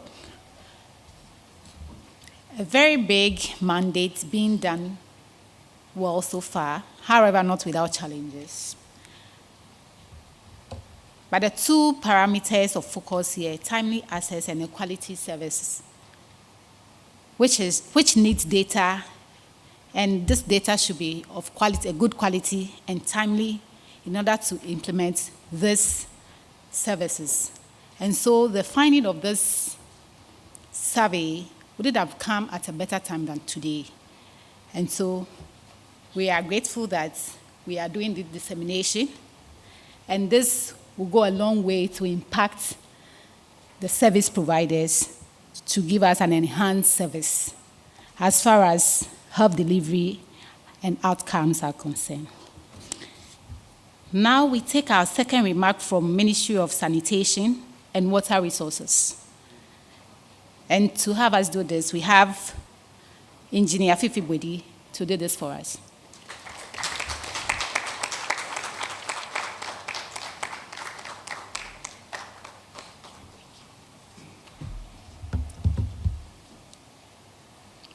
Good morning. Good morning.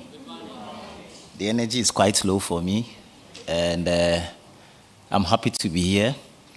And good morning once again.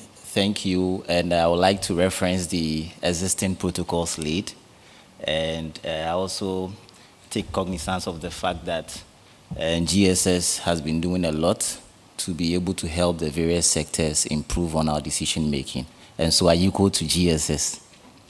A round of applause, please. So my name is Fifi Bwedi, as rightly introduced.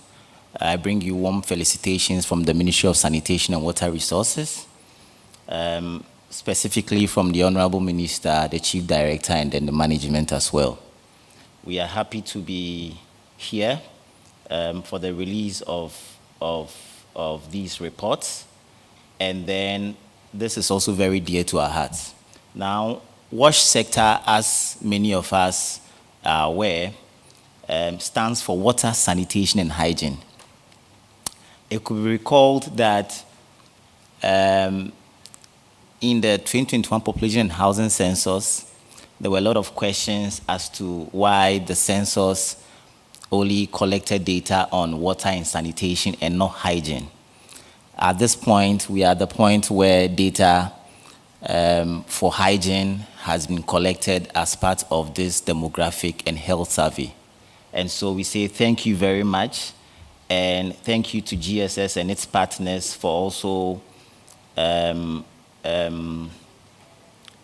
honoring their word, as this was some assurance that was given to our sector. So we are very grateful for that. Now, beyond hygiene, data on availability of sufficient drinking water and appropriate management of household excreta is crucial for our decision making as well. And these are also featured in this particular release, and so we are grateful. Now, I would like to also recall a certain mental exercise that the government statistician did with us in one of the releases. And so he took us to the SDGs, the Sustainable Development Goals, and he hinted us of the fact that if you go through the SDGs, you will realize that water perhaps is the most important, should I say, sector or utility that features about 39 times in the SDGs. Even health is only featured 30 times. And so it tells you that, as already indicated by the previous presenter, water is at the center of health and other relevant sectors as well. I also reflect on what Mr. Ramesh Busa, Chief of WASH from UNICEF, indicated earlier in his remark, that the sector has shown particular interest in interpreting these findings from this demographic and health survey, specifically on the water, sanitation, hygiene module, and then also reconciling them with that of the 2021 Population and Housing Census. We have a few observations, and not to bore you, I'll just pick on very few of them. We could see that in the 2021 Population and Housing Census, the number of households that were visited were nearly 8.4 million, as against the 18,540 households that were visited in this survey. So that clearly tells that, of course, some outcomes in terms of its broad scope would be consistent, but in terms of looking at some disaggregated figures might not necessarily be so. and I would like to demonstrate a few in the following statements. If you look at water, the access to at least basic drinking water services was reported as 84% in the DHS. In the 2021 population housing census, it was recorded as 87.7. So there is some marginal 3.7% difference. Limited drinking water was recorded 4% in this report, but 4.2%. And so you see some marginal difference, but you are able to also understand that in its broad scope, it's quite consistent. Again, on water, if you look at by the service levels at the regional level, you realize that Greater Accra recorded the highest basic service. And that is so for the 2021 population and housing census as well. Whereas Northeast recorded the lowest. And that is same for the 2021 population and housing census. The only difference is when you go to look at the proportions, then that is where some distinctions prevail. But in the broad scope or in the broad sense, the regions are consistent with the findings from the 2021 population and housing census. Now, moving away from water to sanitation, we realize that the DHS recorded 24% for basic service for sanitation. In the 2021 population housing census, it was 25.3. So, I mean, there is no cause for alarm. I mean, from where we sit. Where we are a bit worried is with the open defecation figures, because in the census, 17.7% was recorded, but in demographic and health survey report, it's recorded as 25%, which connotes more than 7 percentage points. This is where, as a sector, we begin to investigate and interrogate, so that we get to know what is happening on the grounds that is making these figures show. Because if you listen to the previous statement, you realize there were some consistencies. But when it comes to the open defecation, the disparity is quite huge. And if you translate 7 percentage points in terms of households, that could be a bit devastating. And so we remain committed to work with GSS to really look at the details of the open defecation proportions and see where we could work together to see where the challenges may be coming from. We are pleased to know that sufficient drinking water was very high and almost even across the different types of localities. Drinking water, as we all will agree, goes beyond having access to potable water. You can have access to the potable water, but if you don't have adequate volumes, then that becomes that is where the challenge rests. And so it's quite also refreshing for us to see that sufficient or available sufficient water at the household levels were quite high, 80% and above across the different types of localities. Like I stated earlier, I would not want to bore you with too much figures.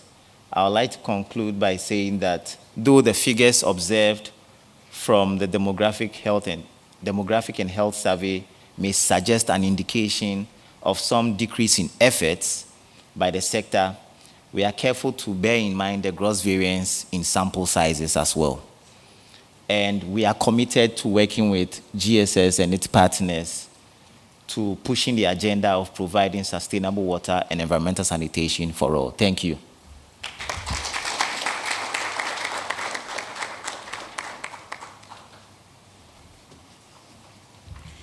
Thank you, Engineer Fifi Boedi.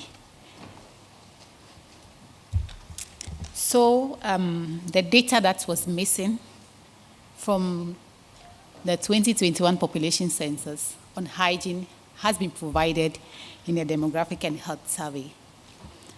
And it is refreshing to know that at least households have access to high available water for consumption. So then that takes us to our third remarks, which will be coming from Dr. Adriana Baini with RABES, University of Ghana. Shall we welcome her with a round of applause?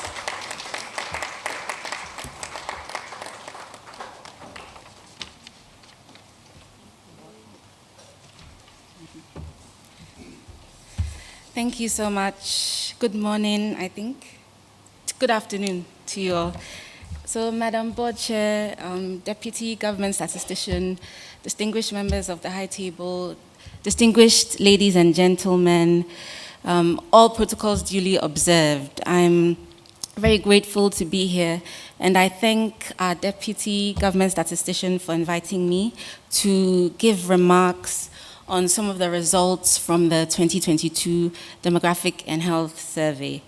And more specifically in relation to fertility, fertility preference, family planning. And I'm doing this on behalf of RIPS. RIPS is the Regional Institute for Population Studies at the University of Ghana. So when we look at fertility, the results, we see that the data are quite rich, and this was mentioned by the country rep from the UNFPA. So the data are very rich. You've seen the size of the DHS, it's very thick. And we are very grateful for this because we as researchers, we have a lot to work with, a lot of data to work on, things to analyze. And so when you look at the fertility data, you see that the team have collected not only information on fertility, but also its proximate determinants. So we are seeing postpartum infecundability, information about that. We are seeing information about age of first sex, and also pregnancy loss, as our Deputy Government Statistician mentioned, has now been disentangled. So we have information on spontaneous and induced abortions, as well as stillbirths. So this is all important in understanding fertility and its determinants, since they are key determinants. And we've seen over time the trend in the total fertility rate. We see that it has stalled for the last 2 decades around 4 births. And this should be a concern if we are trying to reach our targets, as our Deputy Government Statistician mentioned. So we've stalled in terms of fertility around the 4 births per woman. And when you disaggregate the total fertility rate by place of residence, by region, as we saw, by educational attainment, household wealth quintile, these 4 variables, we are seeing some sort of inequality. The differences are due to inequalities, as we can only suggest. And so this means that we need to take into account sociocultural factors to see, we need more in-depth research to see how we can turn things around in with the groups that are not doing as well as others. So these patterns that we are seeing, they continue to persist. So we do need to conduct research that can get to the root of the issues. And when we look at some of Ghana's policies that are relevant to this topic, we see that some of them do not adequately factor in targets or implementation strategies that are addressing the differentials. So for example, and they do it to an extent. So for example, when you're looking at the revised National Population Policy, one of the targets under sexual and reproductive health is to reduce the proportion of adolescents who have begun childbearing by 19 years from 36% in 2014 to 10% in 2034. But we are seeing that rather teenage pregnancy is on the increase. And this means that achieving such a target, we need to look at all the differentials and not just lump all young people in one bracket. Think about sociocultural differences, socioeconomic differences, and so on. And with the fertility data, something that interested me is that you see these rural and urban, they have peculiar challenges. So for instance, we see higher fertility in the rural areas, and then we also see that in the urban areas, there's lower fertility, but then we see higher instances of stillbirths, miscarriages, and induced abortion. So every place of residence, every region has its own peculiar issues that have to be dealt with in depth. When it comes to fertility preference, we see that men and women, their ideal numbers are, so men's ideal numbers are higher than women's. That we've seen, and our deputy government statistician presented that for us. And when we look at it in relation to place of residence, education, region of residence, household wealth, quintile, we are seeing that the patterns emulate the same patterns as the actual fertility, even though they are higher. So this means that people have ideal numbers that are higher than what is actual, and then also they are following the same patterns as the different groups. So educational level groups have the same patterns of ideal numbers as actual. So this is something interesting. But then when we look at what Dr. Frimpong Engwa presented, when it comes to children not being wanted, so even though people are saying they want more children, the ideal number is higher than what they actually have. We're also seeing women reporting that some of their children they didn't want. So these are causes for concern, especially for children. If children are being labeled as mistimed, unwanted, and we are experiencing unwanted fertility, then we need to understand the implications of this, and even for the futures of those unwanted children. Even though research has found that there's no real distinction between children who we call unwanted and those who women said they wanted, but we still need to understand the implications, and this will help us reduce fertility even further. So moving on to family planning, contraceptive use is a major proximate determinant of fertility, and when we look at our FP 2030 commitments, it indicates various goals that we've set, various commitments we're making to increase access to family planning, and then to ensure that different groups are using. And particularly, we see from the Ghana Health Service report on the commitments that they are targeting the married and in union women, increasing their contraceptive prevalence rate, and then also sexually active adolescents, trying to reduce unmet need among this group. And it's good that they are targeting different groups, but then there are also some groups that are being left out of these targets that are being set. And one group, for example, is the 20 to 24-year-olds. And I say this because when we look at the results that were presented, the sexually active unmarried women that are using contraception, modern contraception, it's quite high at 46%, but then about 12% of this is emergency contraception. And this was mentioned by the deputy government statistician. And research that we've done at RIPS has shown this. This is qualitative research we did it does show that this group of people, which we call emerging adults, they are using emergency contraception as if it is their method of contraception. And with this study that we did, we asked them about what they did during the lockdown. So we asked them about their sexual behavior. We took the history, contraceptive behavior, we took the history. And then we asked what they did during COVID, during the lockdown. And some of them were buying and stocking up emergency contraceptive pills during the lockdown. So it shows that it's premeditated use of it. So that also has to be something that must be, they need education just as much as the younger adolescents. So I will also want to talk about the decision-making about contraception. So the results are insightful. We do see that it has increased. So I think in 2014, it was 27% of women that were saying they are the ones making the decision to use contraception. But now it's about 42%. And it has increased, and I know a lot of women are probably excited about it, but then we do have to think about this in terms of the couple. And looking at, so we have women's bodily autonomy on one hand, her right to use whatever she wants to use, but then we do have the fact that, on the other hand, will she lose support from her partner? Will she have to use it covertly? What are the implications of her making the decision herself versus joint decision-making?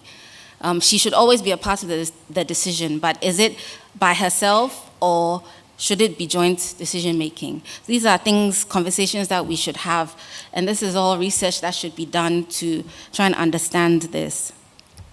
And lastly, when it comes to water, sanitation, and hygiene, I'll just touch on the results from the menstrual hygiene. So finally, we have these results. We are seeing that women, about 88% of women have access to some sort of menstrual hygiene material. And also, we see a high proportion of women that said that for their last period, they were able to have a safe place to change, a private place, and to be able to dispose of the material. But then 88%, it's quite high, but there are differentials. So we do need to look at the differentials by region, by place of residence, which is rural, urban, by education, because we are seeing very high percentages among those that are disadvantaged. So this is something that needs to be taken into account. So those are my brief remarks. Thank you.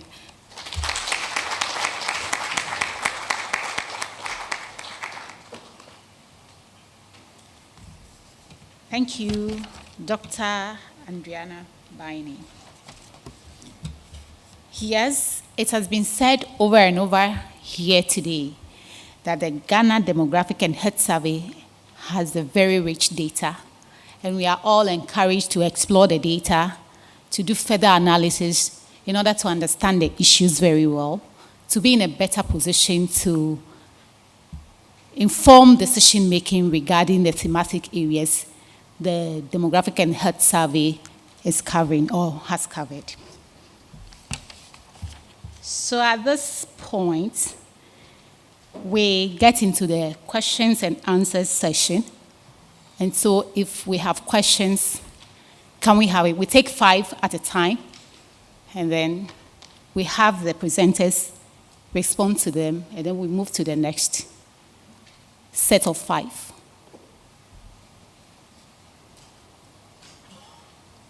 Any questions? Yes, the mic is. Okay.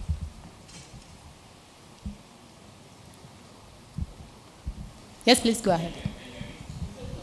Is the mic on? Please, who is supposed to moderate or to regulate the mic? Great. Okay. Thank you. So my name is Iman Osamani with TV3.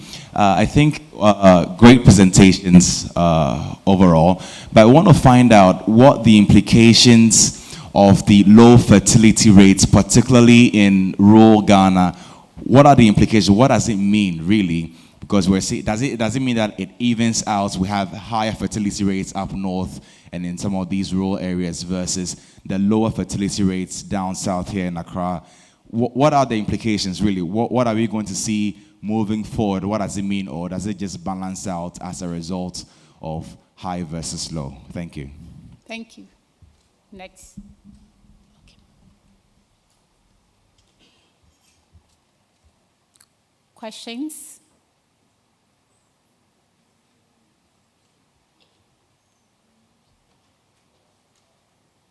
No questions? Yes, okay. Please, the mic.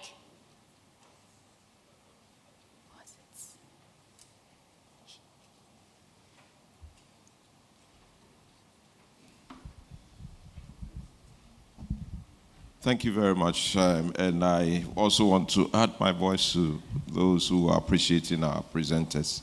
My name is Stephen Isiado, the Program Manager of the National AIDS and STI Control Program. There are quite some interesting things. I have some questions and then also a little comment. Can you please clarify the issue about the lighting? There was an issue about lighting, heating, and cooking using something. I didn't get it right, what it meant. Is it the use of clean fuel to light what? Can you clarify for me? But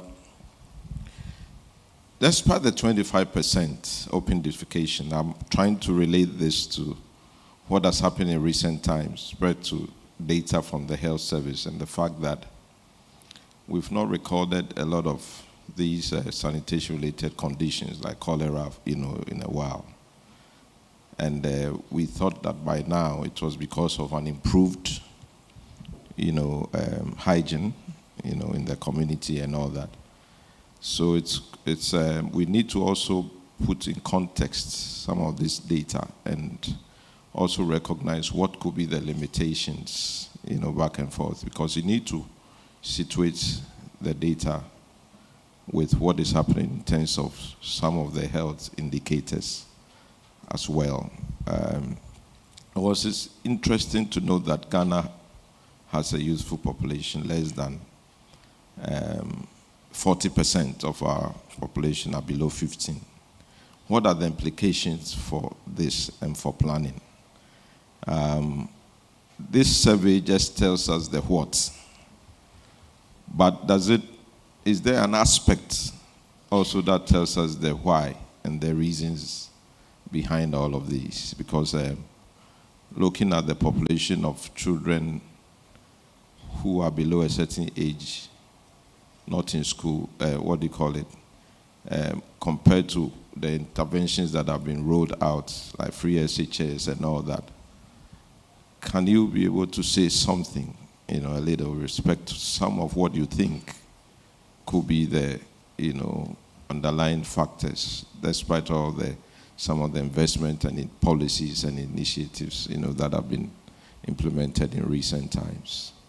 And then last but not the least, I noticed the important comment from, I think, Dr. Baini from RIPS and the effect of COVID-19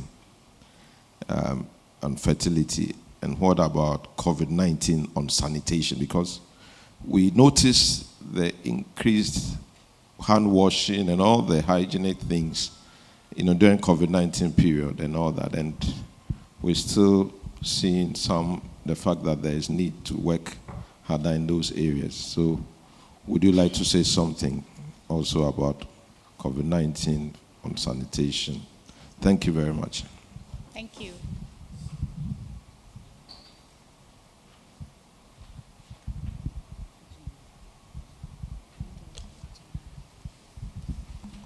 Thank you. My name is Mary Jechi from the National Population Council. I would like to commend all of you for the insightful presentation, especially Dr. Baine from the University of Ghana. She made mention of the policy target of the national population policy, and I was so happy.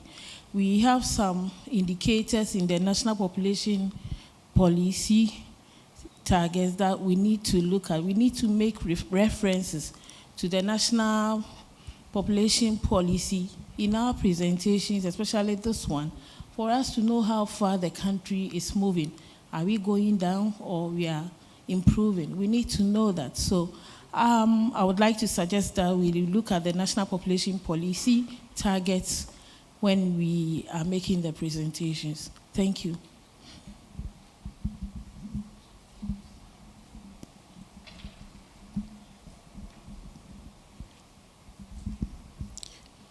Good afternoon. I'm Joyce Amedo from Clinton Health Access Initiative. Just wanted to know a bit more about the menstruation topic, the issues that was discussed. I haven't seen, I know this is a highlight, right? But whether the survey also focused on those in school, because I think that has been, there's been a lot of discussions around there concerning how to change, whether they have the necessary materials for change and all that. So the survey also focused on that to get a bit more information to know how that area is also doing. I know what was presented was mainly on household, but that aspect too, if there was any information from that.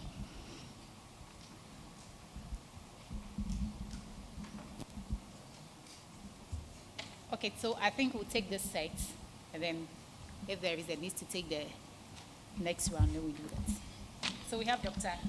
Faustina Engot. So thank you. Emmanuel, if I got you right, from TV3. And so we've given the information about the total fertility rate and realized that the northern half, northeast, Savannah northern region, the numbers are high and they're lower. We as Ghana Statistical Service, we do not provide information on implications. What we try to do is to provide the facts, just as they are, but we work in collaboration with those who really use the information. That's why we have Ghana Health Service, Ministry of Health, and all those people represented here. And so, I will not say what should be the implications, but just as you said, if you are looking at the total, if you had not been maybe northeast, Savannah, maybe total fertility would have been maybe 2 point something because of their high rates. And therefore, if we want to limit births, if we want to see the implication for our health, just as they said, that it's not only just looking at the total number of children you're given, the interval, the spacing, the number, and then again, it comes with other care. When you have given birth, these ones you've brought into life, to be able to educate them, to be able to do all those things requires some kind of thinking through. So our main mandate is provide the information and also help policymakers direct them towards where we think that certain things must be done. So we provide the information just as they are. Thank you. On the question on the, Mary mentioned that we should use documents. Yes, we do use documents, but we didn't cite that one because the revised version was in 2017, yet it has not been published. And therefore, there's no authentication using it. So I know most of the indicators in there because we solicited some of our views in trying to revise it. And we knew that you wanted to even to reduce TFR, total fertility rate, to about 3. Yet you have not, it was a revised draft, but you have not, it's draft. So please, to ensure that we're able to use this information, there's a difference between official statistics and exploratory. We cited the Ghana Health because that document is there, you can just print it out just as it is, but yours is draft. Can we have it finalized? Then we'll be willing to use those information as well. So we do not use other info, but because you have put in draft, we give you the respect that you have not finished. So when it is completely done. So if it's completely done, can we take the draft off so that we can all be able to use it and to help us? Because we need this, and then we can come back to you and say that you mentioned ABC. What are you doing to be able to change these ones in there? Then, Auntie Joyce mentioned about menstruation. Yes, we talked about it, but this survey is a household survey. And so if you are in school and you're a day student and you stay at home and you have this, you have the information, but those in the boarding house, they are not part.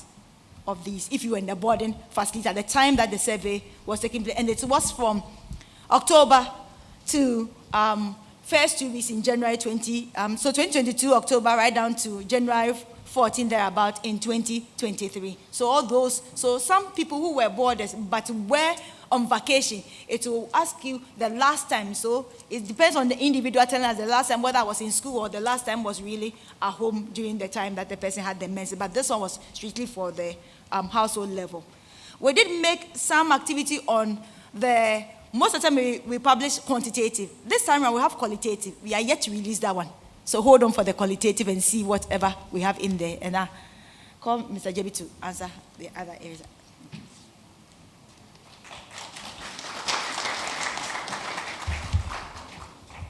Yeah, the second question is on lighting, heating, and cooking. Yeah, so we try to look at the fuel and then the technologies which we've been using for lighting and then for cooking. So some of the technologies have been classified as clean fuels and all those. Like for cooking, those using the electricity for cooking, that electric stove, the gas and all those things, they have that classification. But then we also have technologies for heating. So I think this one, when we take the SDGs, they've been classified as clean fuel and all those things. So we have the technologies which we outlined them in this thing. Then you also mentioned the youthful population being those less than 15%, being what is called about 40%. Yet it means that our population is youth. When you take the pyramid or you draw the pyramid, you see that it's some sort of broad base, and it tapers as the ages moves up. This is an indication that, yes, our population is youthful, and the implication is that, yes, we need to provide services to cover these children, like education and health and all those things. They all have implication. So that is what I mean when I say the population is youthful. Yes. The follow-up, the question, the heating, what heating are you talking about? Yes. Heating food or just not household the food. Heating? No, not the food. Not the food. To keep temperature. Oh, that's what I wanted to know.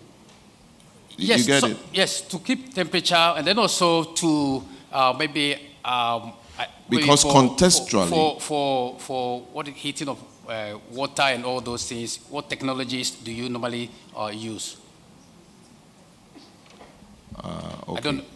Yeah, because maybe I thought that, in other settings, if you talk about heating, yes, cold weather, yes. So maybe heating to keep warm.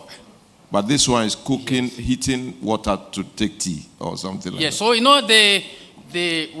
classify that kind of thing as to heating. So it's possible that though we may be doing an aspect of the heating, in other parts of the world it will be a different thing. So what about the lighting? Like using electricity as light, or maybe using kerosene and other forms of technologies to light your house. Lights. Yes. Then I think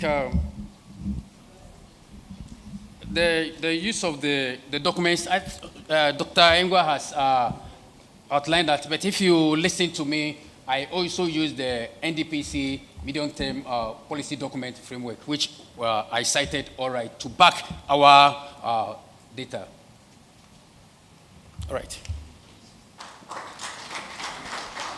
One small element about the population that you talked about, those who are less than 15. And so implications that there's momentum in the population, so population will continue to grow at a certain pace because a larger proportion are within that age group. As that cohort bunch go up, even if one of them, everybody gives birth to one child, because they are a chunk, it will increase, so we carry the momentum on for a while. But sometimes some of these heating things, we have people who have, the first one is the source of lightning that you talked about, and then the cooking fuel. The heating, just as you said, in contextual terms, if to provide some temperature. Sometimes some people in Ghana here, you also warm your wardrobe and warm your clothes because of mildew and other things. So people use to heat so that to keep it, so that sometimes ladies, their shoes and their clothes, that mildew that they find on them, when they keep the room temperature in there, it be able to stabilize and warm and take that one off. Okay. Thank you, our presenters, for the responses to the questions. Do we have more questions, please? Questions or comments? Thank you very much, and then good afternoon to you all. I want to draw the attention of the slide that was done by the Deputy Government Statistician, especially on the age at marriage. It was about 2% for children or girls who were less than 15%. And I think this, if we have Ministry of Gender, Children and Social Protection here, I think this is, for me, I think it is huge enough if we are having 2% of our girls under 15 already in the hands of a man married. And I think as implementers and those who are actually working in this area, there's a need for us to actually bring this number. Then what is happening if you come to boys less than 1%? So the question is, what is happening? Is it that we just dash out the girls and say in the name of marriage? If it is in the name of poverty, then those things are also something that we should be looked at as well. And I think that is something that should have been mentioned, but when she got there, maybe because of time, it was not something she stressed on. Thank you.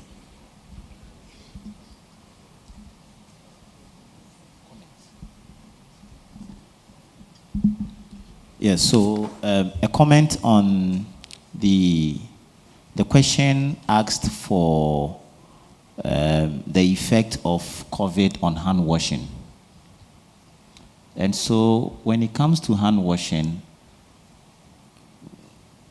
we are able to see that in 2014, DHS recorded about 20% for hand washing. Makes about 40% in 2018.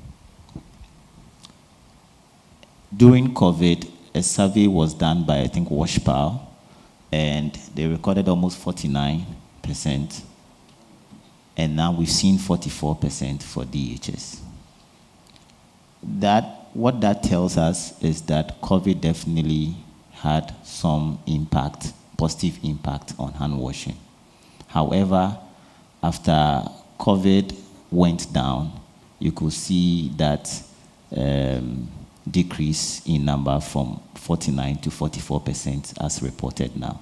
And so that is something I just wanted to also support with that question. Thank you.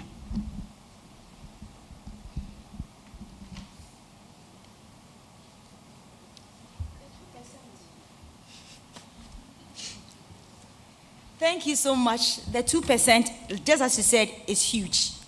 And so, just as you said, sometimes when you become too emotional, they take you that it's yours. But if we're thinking the educational policies and all other policies being in place, we expect all these people to be in school.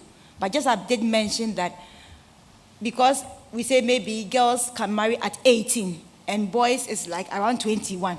But then just as you said, a girl is the one that somebody marries, right?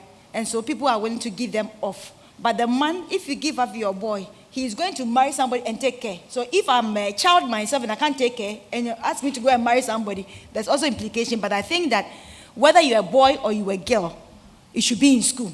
And we should be able to look at it because it has implication.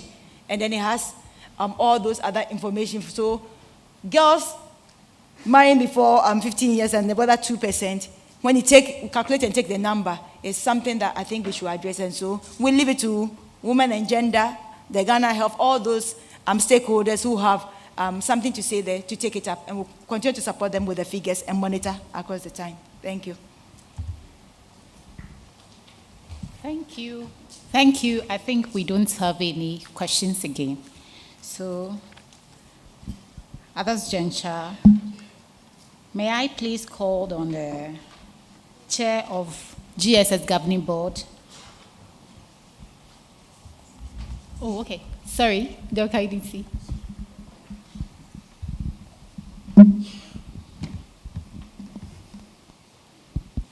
So we have a reaction from Doc. No, it's not a reaction, but something that also I was just trying to find out the clean fuel issue that Dr. Isiado asked. I also heard it like a clean fuel for cooking. I think it was mentioned as one of the parameters. And it's all to minimize the pollution, or it's generally for heat effect, because heat can also be a pollution. So I was just asking, so the emission tax, the issue of clean fuel, would that also be an intervention to minimize this effect that has brought about, emission? Because I know the emission tax from the letter I read is to minimize, to discourage the use of dirty fuel, but not, and encourage the use of the clean fuel. So I was just asking him, maybe introduction of electrical vehicles and other things, are there also areas the environmental experts are looking at when you mention clean fuel? And then also the last one about the declining rate of hand washing.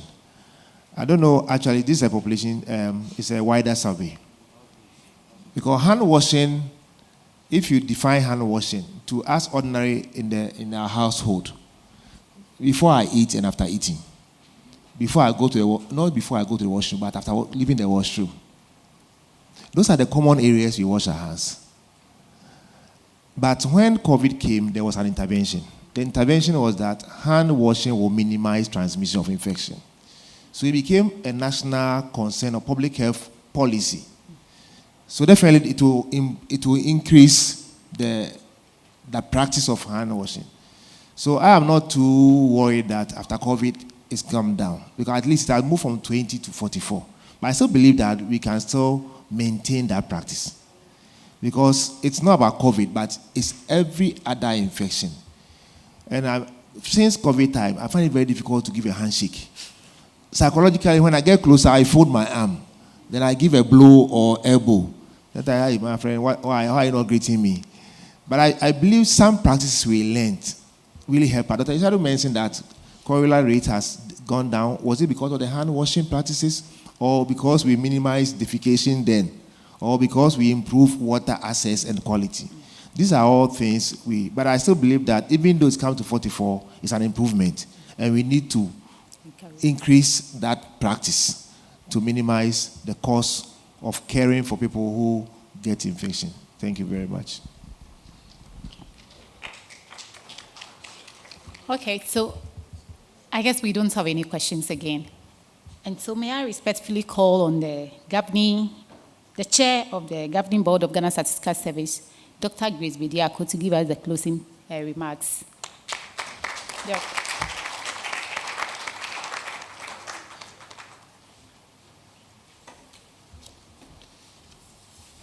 Good afternoon. It's not true that there will be a quiz. I'm sure you figured that out already. I'll just touch on a few points. The Ghana Demographic and Health Survey is conducted every 5 years or so.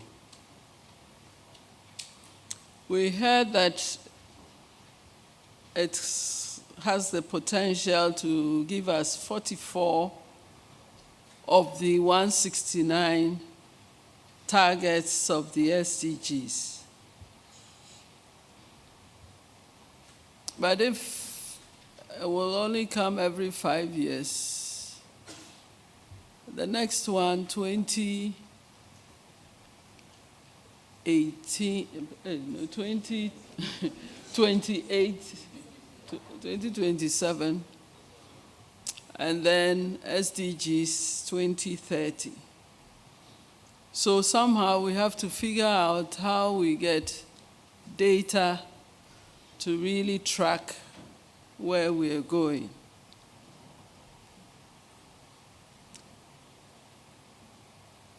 A lot of findings have come up. And as one of the questions indicated, the survey has told us where we are, what the levels are. If you compare to the previous year, you see where we've come from and so on. But you can't hear what the findings are and not ask yourself, why this or why that? The government statistician indicated that it goes beyond, answering the why goes beyond what the service ought to do. But this is where we need further research.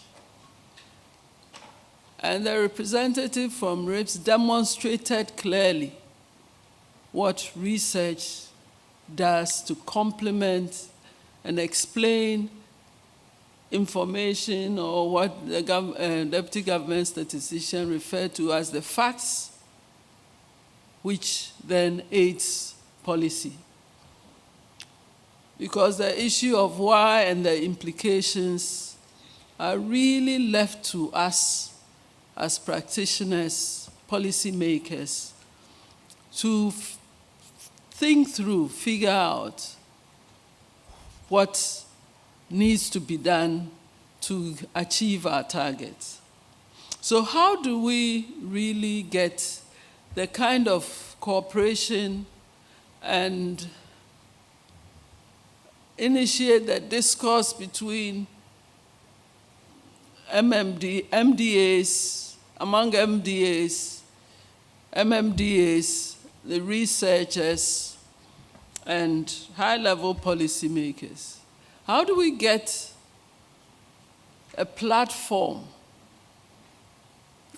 on which we discuss data, issues from these surveys, dispassionately, so that we can be wiser as a country about what's happening to us, with us, to our children, and really come up with the useful interventions. We saw from some of the results, education is key. Our colleague from health also underlined the links with health. There were surprises, and there were also directions that were expected. But it also, that's why we need interagency collaboration to clarify some of these results.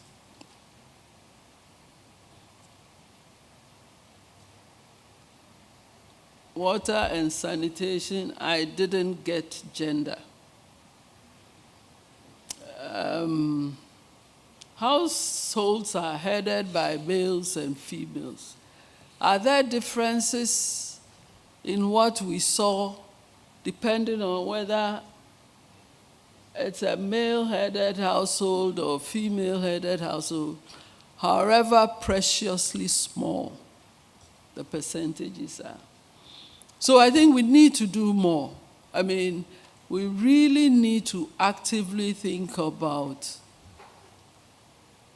differences, gender differentials, because for effective policy making, we need to understand what else conditions the facts and the results that we see. So I hope that as we do further analysis of the data we have, we would pay attention to some of the dynamics in our culture, fundamentally gender issues, and as someone put it, people are born boys and girls. You never have someone growing to an age before they become a boy or girl. So it means that right from the word go, let us be conscious of the fact that we need sex disaggregation at all levels of data production, analysis, and dissemination. And then I'm sure we will be better off in the policy directions that we take. On behalf of the board and management of the Ghana Statistical Service, we want to thank you for coming, for the questions that really also help us to see what the gaps are and how we should further everyone's understanding by engaging other partners. Thank you. Thank you, Board Chair.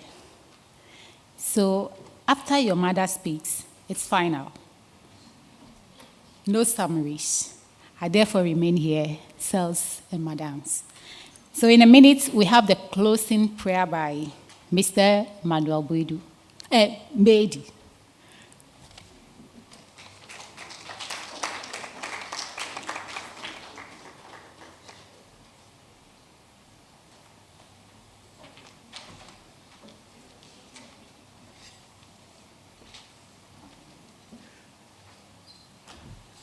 Shall we pray? Father Almighty, we thank you for this day. Lord, we started with you and we want to end with you. Father, today, by your grace, we've been able to come out with results that will be beneficial to our being as humans in this country. Father, we thank all those who, not the idea of bringing out Ghana Demographic and Health Survey, for all those who went to the field to collect the data, and all those who worked to bring out this successful story. Father, it is our prayer that all stakeholders, all persons who have to work on this data to make life meaningful to us as a country, we pray that you touch those hearts. Don't let them sleep. They should wake up to their responsibilities and work to make life bearable to all of us in this country. We ask this through Christ our Lord. Amen.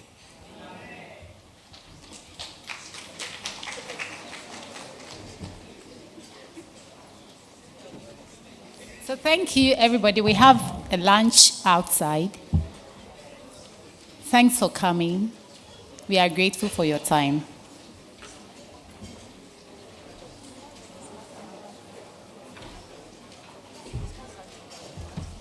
Okay, please, the discussants,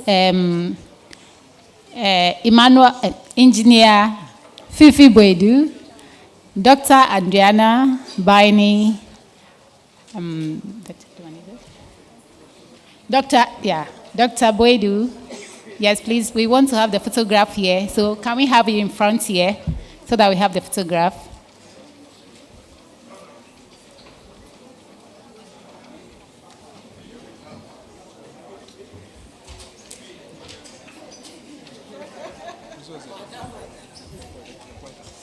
I give it to you, Nancy.